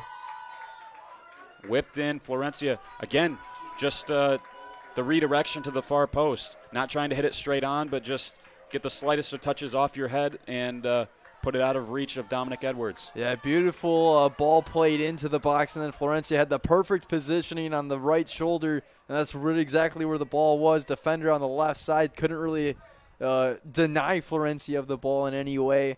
And, yeah, nicely done by Florencia still to finish the job off of a beautiful cross. We knew that St. Francis could score in bunches. We knew that they had some clinical finishers on their team, and we've seen them make the most out of their chances tonight. Another great win with the header. On for Chiz. Trying to find Bignell in behind. Couldn't get it past the Cougar defender. Skips by Mooser, trying to regain ground. Florencia, the goal scorer, will usher this one on ahead. Bosco over the top. Enrique Subiran cut back here. And Eleuterio snatching at it. Still stays with St. Francis. Now finally comes out for Bignell. Dockin. Dribbled it out of bounds. Referee rules that it took a touch off Vanasacker, or that is rather Hofius. Tyler Korn. Moving it up the pitch. Drops back for Abea now, who's dropped into more of a center back role. First goal of the game came from Dominic Barucchi in the first half. Now we have our first goal of the second half, courtesy of Alessandro Florencia. Both scored off of headers. St. Francis not letting off the gas. Another chance at the back post for Eleuterio. Strong save from Dominic Edwards, coming off his line to get in the way of the shot. Played up through the middle for Tapia. Maybe a chance here. Juan Tapia for Chiz. Looking to play it to the far side. Nearly skipped by the foot of Barucchi onto Hofius, but not quite. Comes back for Andre Hofius now. Tapia, the flick on header. Chiz. Trying to play back for Perry, who gets there just in time. Falling to a heap is Gilman. Dante Perry putting in the service. Falls to the far post to Hofius. Can't quite get the shot through. Chiz now. Another shot across his body. Falls down to his knees in dismay. Great effort by the Bulldogs. Have to keep that going. Saw lots of good things there on that attack. Yeah, you saw a whole bunch of persistence with Perry and Chiz. Obviously, Chiz just missing the crossbar there, but Adrian able to, that's putting pressure, and a lot of it due to the speed that the Bulldogs possess on the field right now, kind of, yeah, like putting pressure on that defense, making them kind of defend a little bit more, and then obviously just trying to get that extra effort, because Adrian a couple different times looked like they nearly lost the possession and then regained it back and had a golden opportunity. In the meantime, Anthony Ryder replacing Brady Mooser. Came off the field in a little bit of distress. Bignell working hard to stay with this, and he's going to draw the foul as he got wrapped up by Cannon Dakin on that far side. Dakin getting the hands in on Bignell, who earned the foul by just continuing to play on. And again, we'll get another chance in the attacking third for the Bulldogs, who are slowly but surely building a bit of momentum. Yeah, you can see that offense coming alive, starting to get a little more aggressive, pushing the envelope a little more than we've seen. Tapia and Ryder both over the ball. Tapia signaling to his teammates. Ryder to put the service in. Play whistle dead. Not sure what the miscommunication is here. Still trying to get it figured out. And they'll get a second go around. Having words with Tapia. Ryder into the box. Beautiful service. Bignell trying to get up for it. Tapia racing after it now. Does well. Davison back on ahead for Chiz. Bulldogs able to keep it in. The attempt from Chiz, and he'll earn a corner kick off the block from Brian Ramirez. Good work by the Bulldogs. Nice to see them finally returning the favor by hemming St. Francis into their own end of the pitch. See if they can get a solid set piece going here. On Tapia. A fellow Washington native to the far post. Nearly connecting with Dante Perry, but not quite. And a chance on the counter here as it's Subiran. Quickly blocked away by Ryder. Bulldogs with a chance to get back.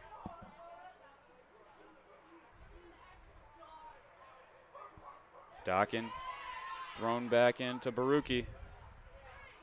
Ramirez. Abea. That pass got by Davison.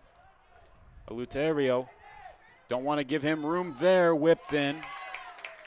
Into the grasp of Edwards.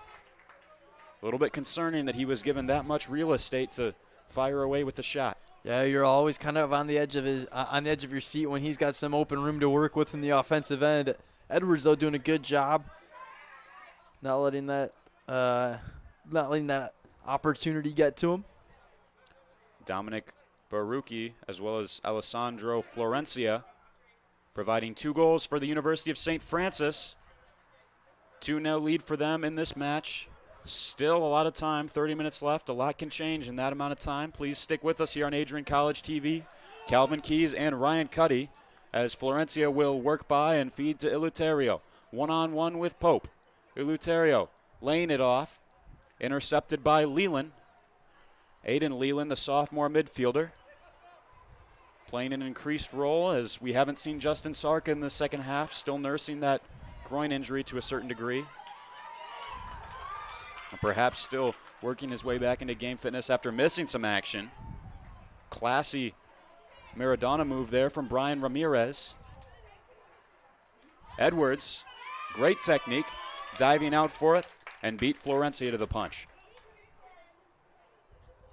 Jackson Vaca has had a heavy workload so far this season, and the starts that he's had, he's been up to the challenge on the bench right now. Dominic Edwards getting the start here in the second of a back-to-back.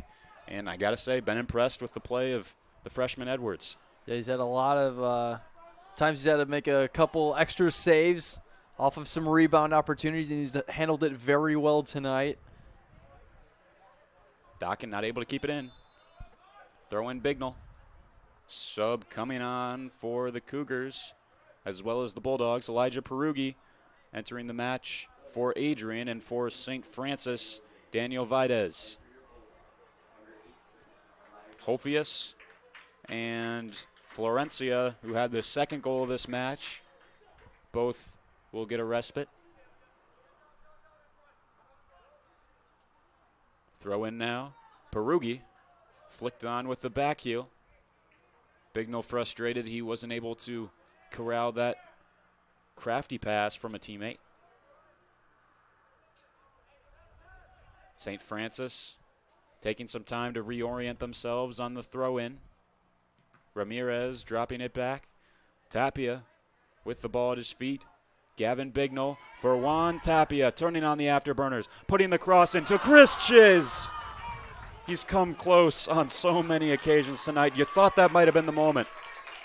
Yeah, what an effort by Tapia to force the envelope, get past the St. Francis defense, get that crosser into the box, and then Chiz, again, how many times have we seen it where he's just came up just short? He's due. He's going to get one. Got to keep doing the right things in the meantime. More chances will come. Certainly feels like that. And that Adrian offense, again, another opportunity coming here in the second half. Up in the offensive pressure, and they've kind of given themselves some great chances to find the back of the net. Had he scored that, it would have made all 3 of the goals come off of headers so far in this match. Eleuterio playing it onwards. Cougars, can they find the finish? Jake Bosco in on goal, and Edwards coming out to make the stop yet again. Leland fell sort of awkwardly. Good to see him back up on his boots. 27.5 left to go. Adrian College hosting the University of St. Francis from Fort Wayne, Indiana. Happy you've joined us here at Docking Stadium. I think they're still trying to find that soccer ball that Brian Ramirez sent out to the parking lot earlier on in this game.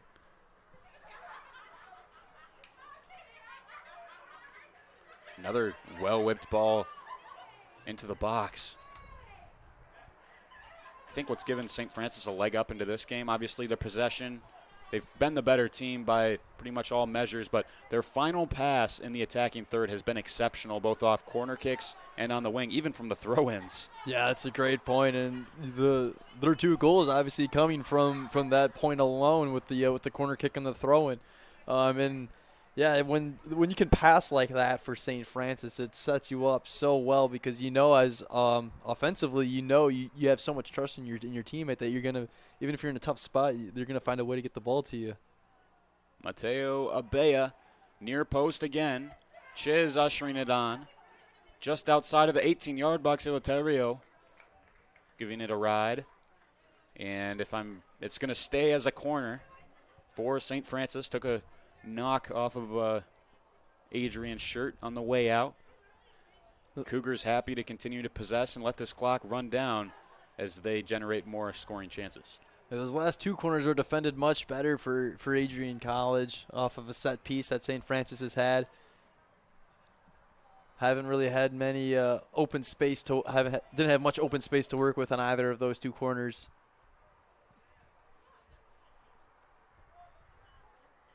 Mateo Abella from the corner for Ramirez. Abella gets it back, puts a ball into the box, whipped in beautifully, and headed away well by the Bulldogs yet again, out for another corner.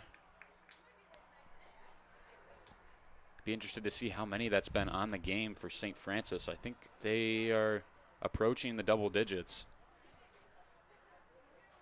Lots of balls into the box, and for the viewers at home, just watch the spin, if you can, that they're putting on these corner kicks. It makes it difficult to track and easy for teammates to run onto.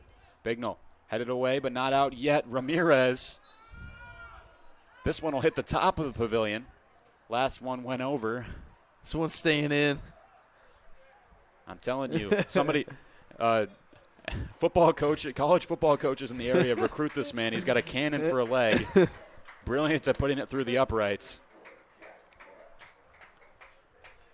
We'll get back to football instead of football, but Brady Witham and Jack Millette replacing Dante Perry.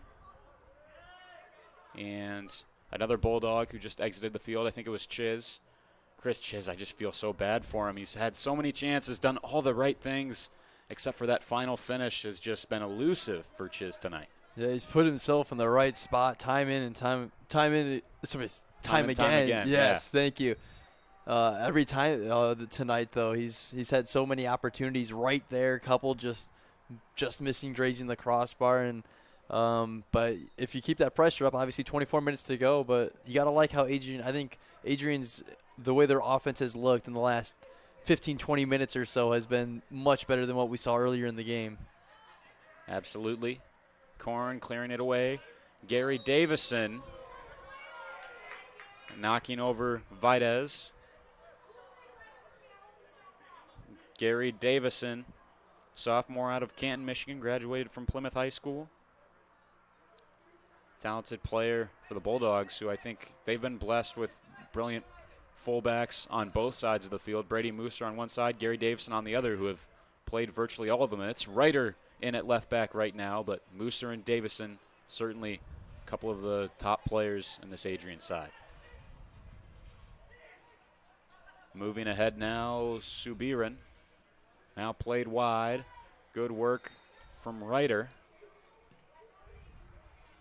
Couldn't quite keep it in play. Docking to throw it in, but not before we get a substitution. Jan Fatau from Mulheim, Germany. Sophomore midfielder. Enters the game, replacing, I think that may be Florencia on the far side. Ramirez, brilliant pass again. This one laid off to Bosco. Eleuterio cutting it back. Brilliant save with the leg by Edwards. Took a last-minute deflection. Edwards able to make himself big. Could have very well been a third for the St. Francis Cougars. Yeah, Dominic Edwards doing all he can tonight to keep this at a 2-0 game. Been peppered with shots today, but he's held up strong. You got to like what you've seen from the freshman. 25 shots, 12. That was their 12th on net for tonight for St. Francis. Another chance here, and it's another goal. St. Francis Cougars piling it on. This time it's Jake Bosco heading to the corner flag to celebrate with his teammates. Bosco able to finish it between the sticks, and with 22 minutes left in this match, it's 3-0 to St. Francis. Just fell perfectly for Bosco. Ball went into the mixer. Difficult to find and clear for the Bulldogs' defense. And his teammates extremely excited for him. Good to see the team spirit. Swarmed by his teammates, and a big moment. And it's going to be difficult to get back into this game now for Adrian. Yeah, it is. And if you're St. Francis, you can really drop back on defense, too, with that 3-goal gap. And again, though, it's another set piece for St. Francis coming off of a corner kick that's kind of really done Adrian in.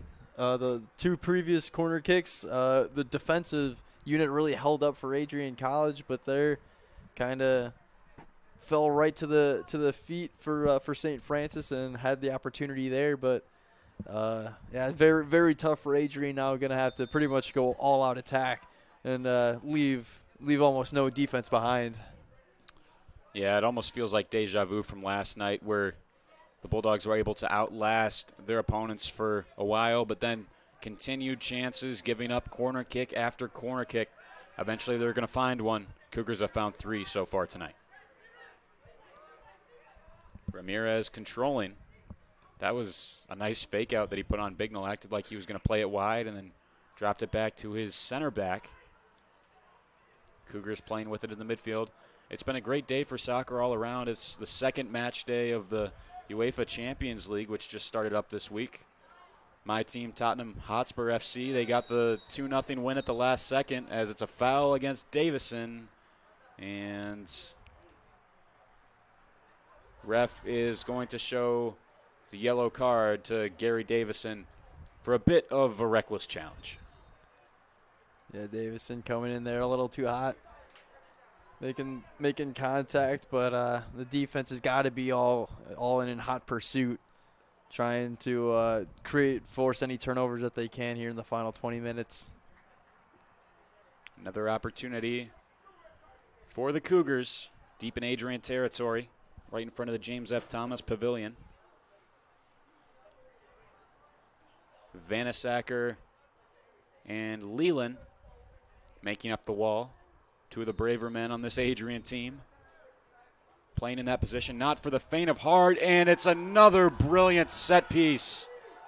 And now the Cougars are just showing off. It's the second goal of the game in succession for Jake Bosco. Had one just a little bit over a minute ago.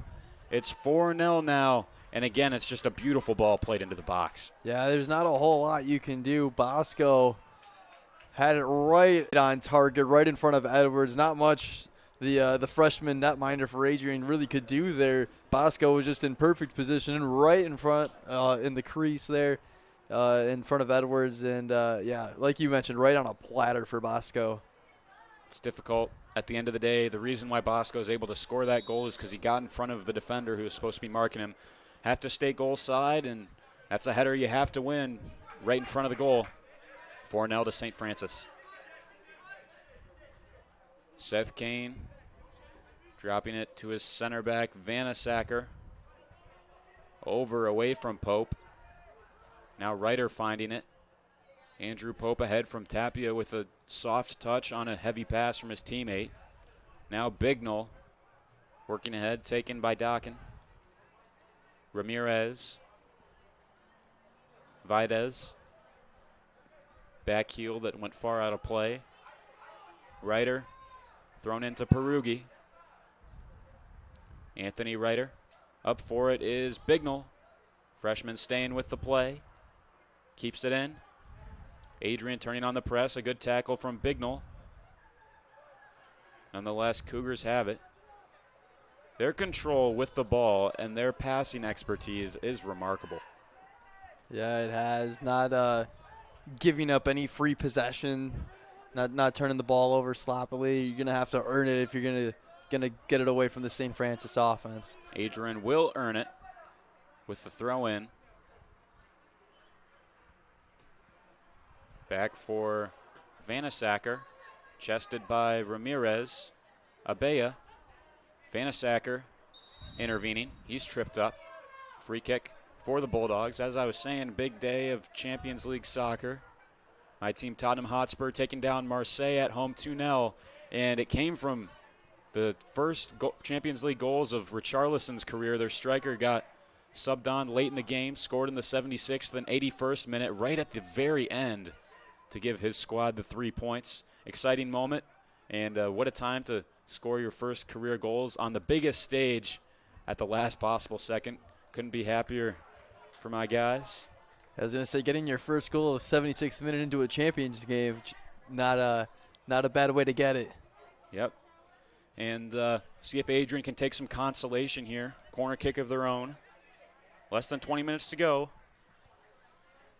Trying to get one for confidence sake here as Tapia to whip the ball in. Brilliant to the near post. And no one there. Bit of a letdown for the Bulldogs. The service was there. And no one able to get their head on it.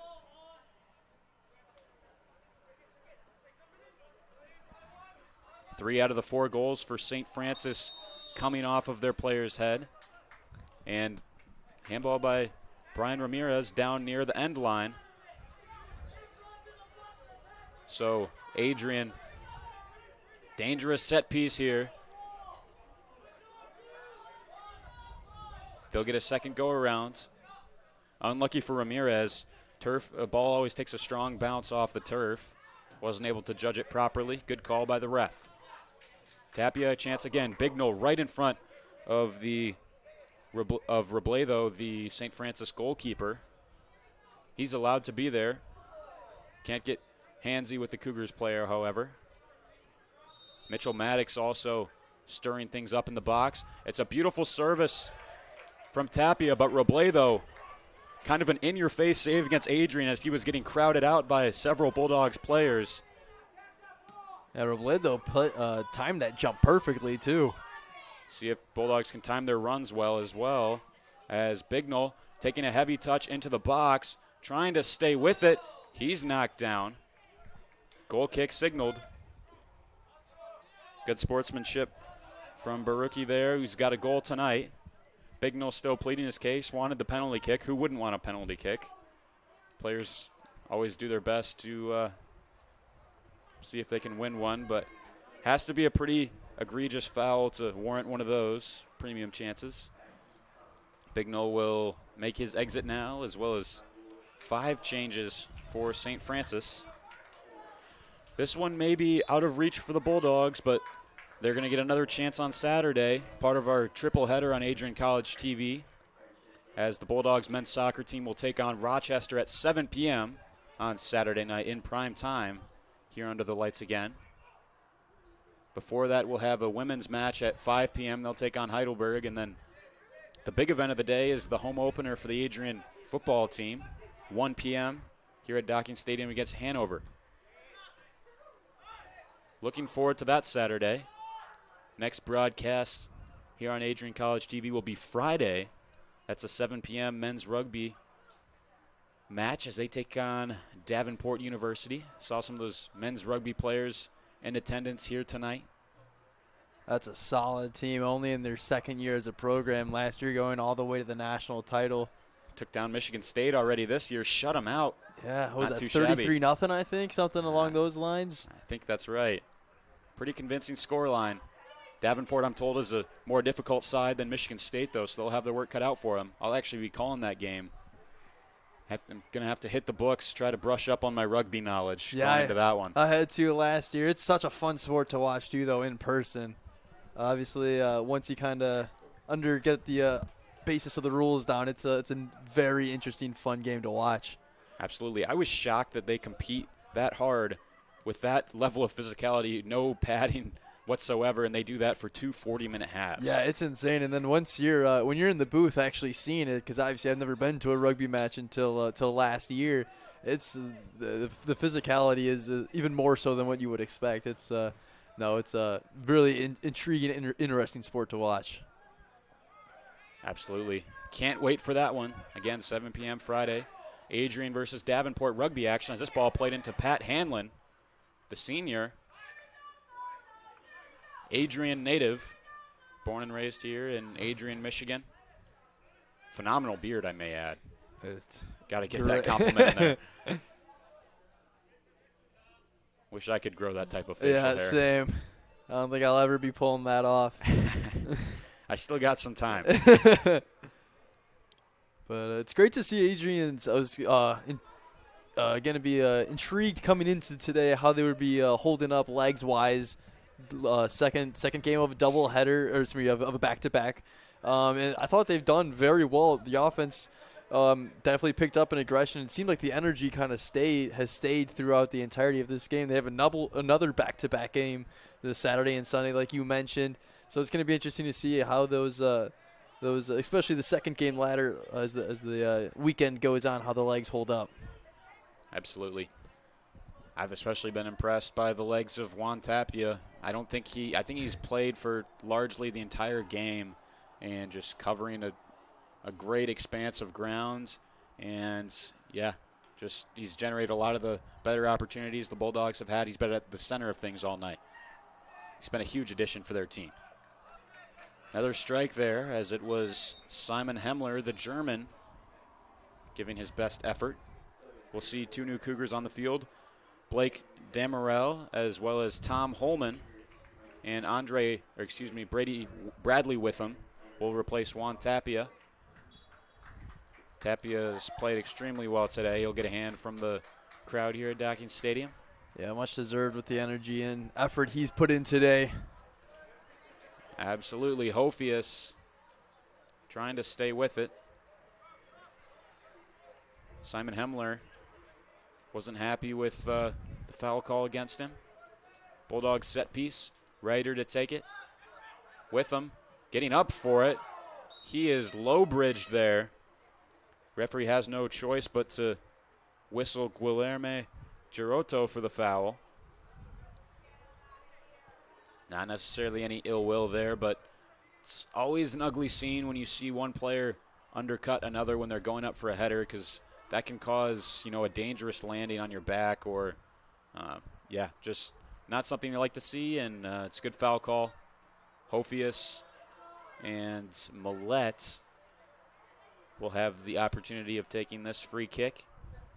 And for Reblay, though, it's time to shake some of the rust off from not seeing the ball in a few minutes, and he'll be tested again. Deflection off the wall. Hanlon couldn't get over it. Another golden opportunity squandered for the Bulldogs. Hanlon recently brought into the game and got his opportunity there.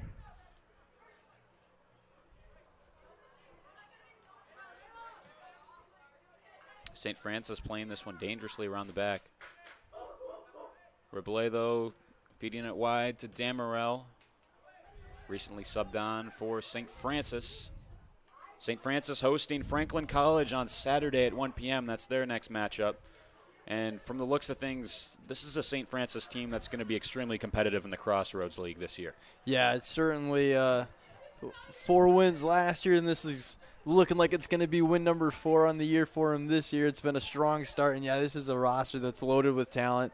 Robledo has looked solid in that when he's been faced with opportunities, and then just the offensive firepower. 11 different goal scorers in your first handful of games is quite impressive for St. Francis. I think they may have 13 now with Bosco and Florencia has already scored goals for them this season, but they add 2 additional goal scorers to get up to 13 individual attackers on the year with a goal, as Dominic Barucki and Jake Bosco both had their first goals tonight. Bosco actually had 2.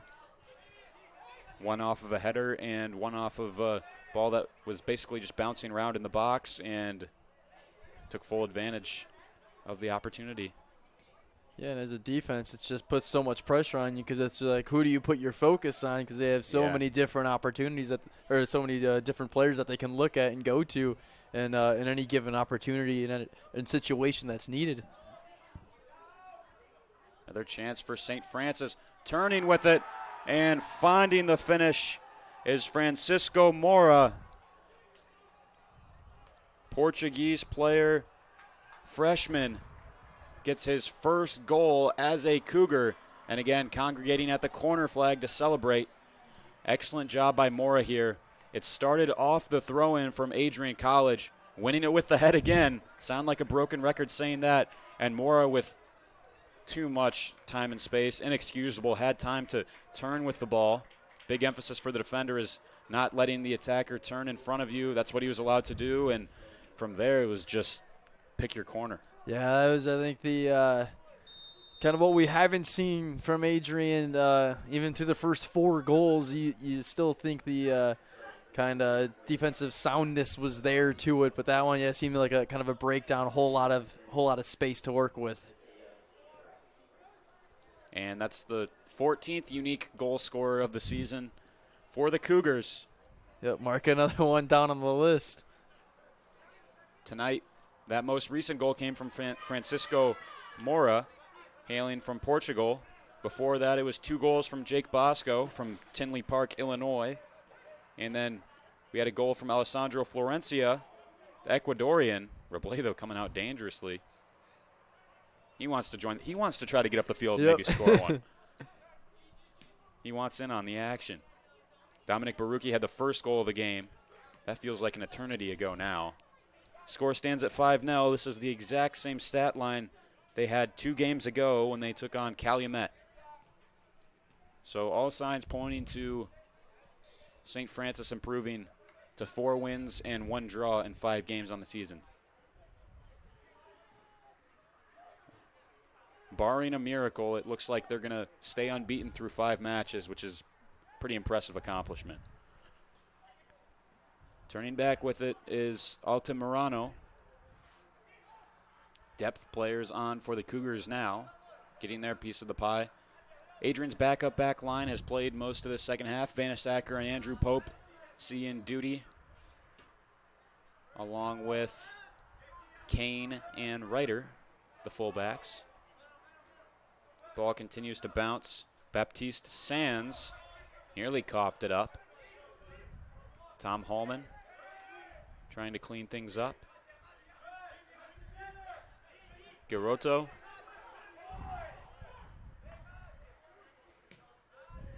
Garoto from Brazil. Lofted over the top for Altamirano to chase. Has it in the corner. Being defended by Seth Kane. 9 versus 9 there on the near sideline. Altamirano will dump this one off for a teammate, as this is Garoto with it again. Hop, skip, and a jump by the Adrian player. Now Sanz switching the field for Vides. Long ball played by Demerel. Controlled by Francisco Mora, who has the most recent tally in this 5-0 advantage for the Cougars. Ball played to the far post. It will roll out of bounds and signal for a goal kick. A lot of squad depth. 31 players on this varsity roster for the St. Francis Cougars. And if you're just joining us, we discussed earlier, they've got players from a multitude of different countries. Maybe part of the reason why they're so skilled, influence from all around the world. really cool to see how wide their head coach Jake Essig's recruiting net really spreads. Witham's going to get a booking here. Yeah, I think for Adrian College to play these kind of quality opponents is good. Out of conference, obviously, would love to have a different result, but getting this experience and kind of all building up for conference play that's coming in just about a month's time. It's what you're really all gearing up for. Obviously, want to win these out of conference games, but looking to improve. And St. Francis is a quality team, like we've mentioned before, having a solid start to the season, obviously continuing that today. So this is going to be good for Adrian to kind of test. Through the first 45 minutes, I thought they were down 1-0, had some defensive things I thought they could have cleaned up. But offensively, I feel like they've had plenty of opportunities here in the second half. It's just kind of slipped away from them a little bit, and St. Francis has had some very quality opportunities. Yep. It's been quantity and quality going hand in hand for St. Francis. Not a combination that bodes well for Adrian tonight. They'll look ahead to finish their stretch of 4 home games in 8 days this Saturday, as we mentioned, taking on Rochester, 7 p.m. Also here on Adrian College TV. Vanasacker falls to the ground. Referee will give a bit of a warning to Ivan Altamirano, Ecuadorian. Goes to the far side. After that game on Saturday against Rochester, the Bulldogs will finally hit the road for the first time in 4 games. On next Monday, they'll travel down to play Indiana Wesleyan University. If we know anything about Adrian's manager, Mike Hatfield, he's going to want his players to bounce back, and the effort hasn't been lacking. They've battled hard the whole game, so there's something to be said there. Bulldogs were 2-14-2 last season. They're already halfway to matching their win total from last season early on, and the real important thing is when MIAA play starts, and this could arguably be a tougher matchup than any they'll face in that league this season. So if they can tune up and use this game as a way to sharpen their resolve, it should be a positive sign heading into conference play. Yeah, it definitely has to be. There's no way you can't play in a quality team like St. Francis. And yeah, as long as they can take away what they think they need to improve on, that's all that they can really hope for. And still trying to still got a little over 4 minutes to play, get some moral victories in there as well, because I think they fought. I think the fight and resolve that Adrian has showed today has been excellent. I think it's in order that we give a hand to St. Francis's head coach, Jake Essig, 3rd season behind the bench. He's brought a lot of success early on in his tenure. Took a bit of a step backwards last season, only 4 wins after a superb year, his first season behind the bench, but previously worked as the assistant coach at the Ross Holman Institute of Technology. There's going to be a foul called, but as I was saying, Essig worked as the assistant at the Ross Holman Institute of Technology. That's a team in the Heartland Conference. During his time there, they had some great success, 4 HCAC regular season and 2 postseason titles. And he brings an extensive staff with him here to St. Francis. His assistant coaches are Isaac Beal, Travis Hurtis, Alex Hostler, and Dieter Schultz. Very rare you see 4 assistants at a college soccer team. And looks like they've done a pretty good job training their team up, especially in the finishing department. You can tell they work on headers a lot in practice. That's been evident. I think defending set pieces is something Adrian might focus on, just from what we've seen today with the St. Francis offensive plays. Yep, one of my high school soccer teammates, Gabe Gorsuch, was on that Carlo team that St. Francis pretty much had their way with. 11-0 is the way that one finished, and he told me that this St. Francis team was no joke, and he really wasn't lying, as they put up almost half of that score here against Adrian. Team that certainly has a bright future. Jake Essig building something significant.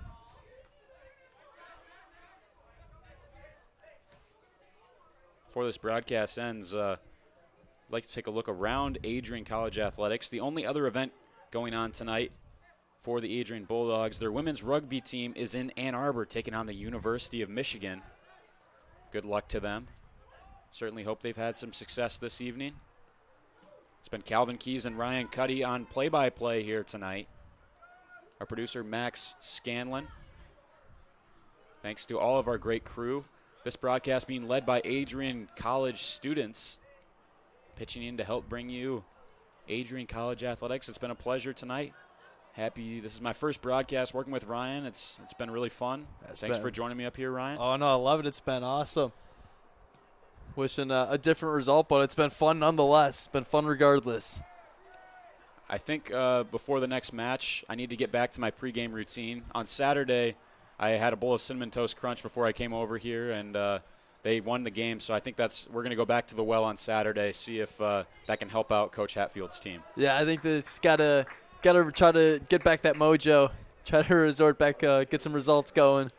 Maybe see if I can, wear the same pair of socks, whatever it's going to take. Have to get whatever luck we can behind this Adrian team. See if they can cash in on this final set piece with less than a minute left. A ball over the top, and Robledo padding the stats with another save. Can never be too careful. Didn't want to give up the rebound there. We're talking about the intricacies of the sport. That's another time-wasting technique. Whenever you see a keeper go to ground like that late in a game, you're just trying to tick off as many seconds as possible. That'll probably be welcomed by the Bulldogs at this stage in the game. Guilherme Garoto dribbling with this one. Draws another free kick. They'll play it quick and just let this clock run out with 10 seconds remaining. St. Francis is going to come away with the 5-0 win. Final whistle coming from the referee. 5-0 how things stand. University of St. Francis Cougars taking down the Adrian College Bulldogs. Bulldogs put up another fight, but wasn't quite good enough here tonight, Ryan. Yeah, I think offensively in that second half, especially as the second half progressed, maybe was getting a little more aggressive on the offensive end compared to in the first half. They were playing really harping on defense and trying to collapse down on St. Francis's offense. But I think, offensively they had a bunch of great opportunities. I think the speed of Chris Chiz really helped out. He had a couple of golden opportunities that just missed. And maybe had he hit on the opportunities, the game maybe came out a tad different.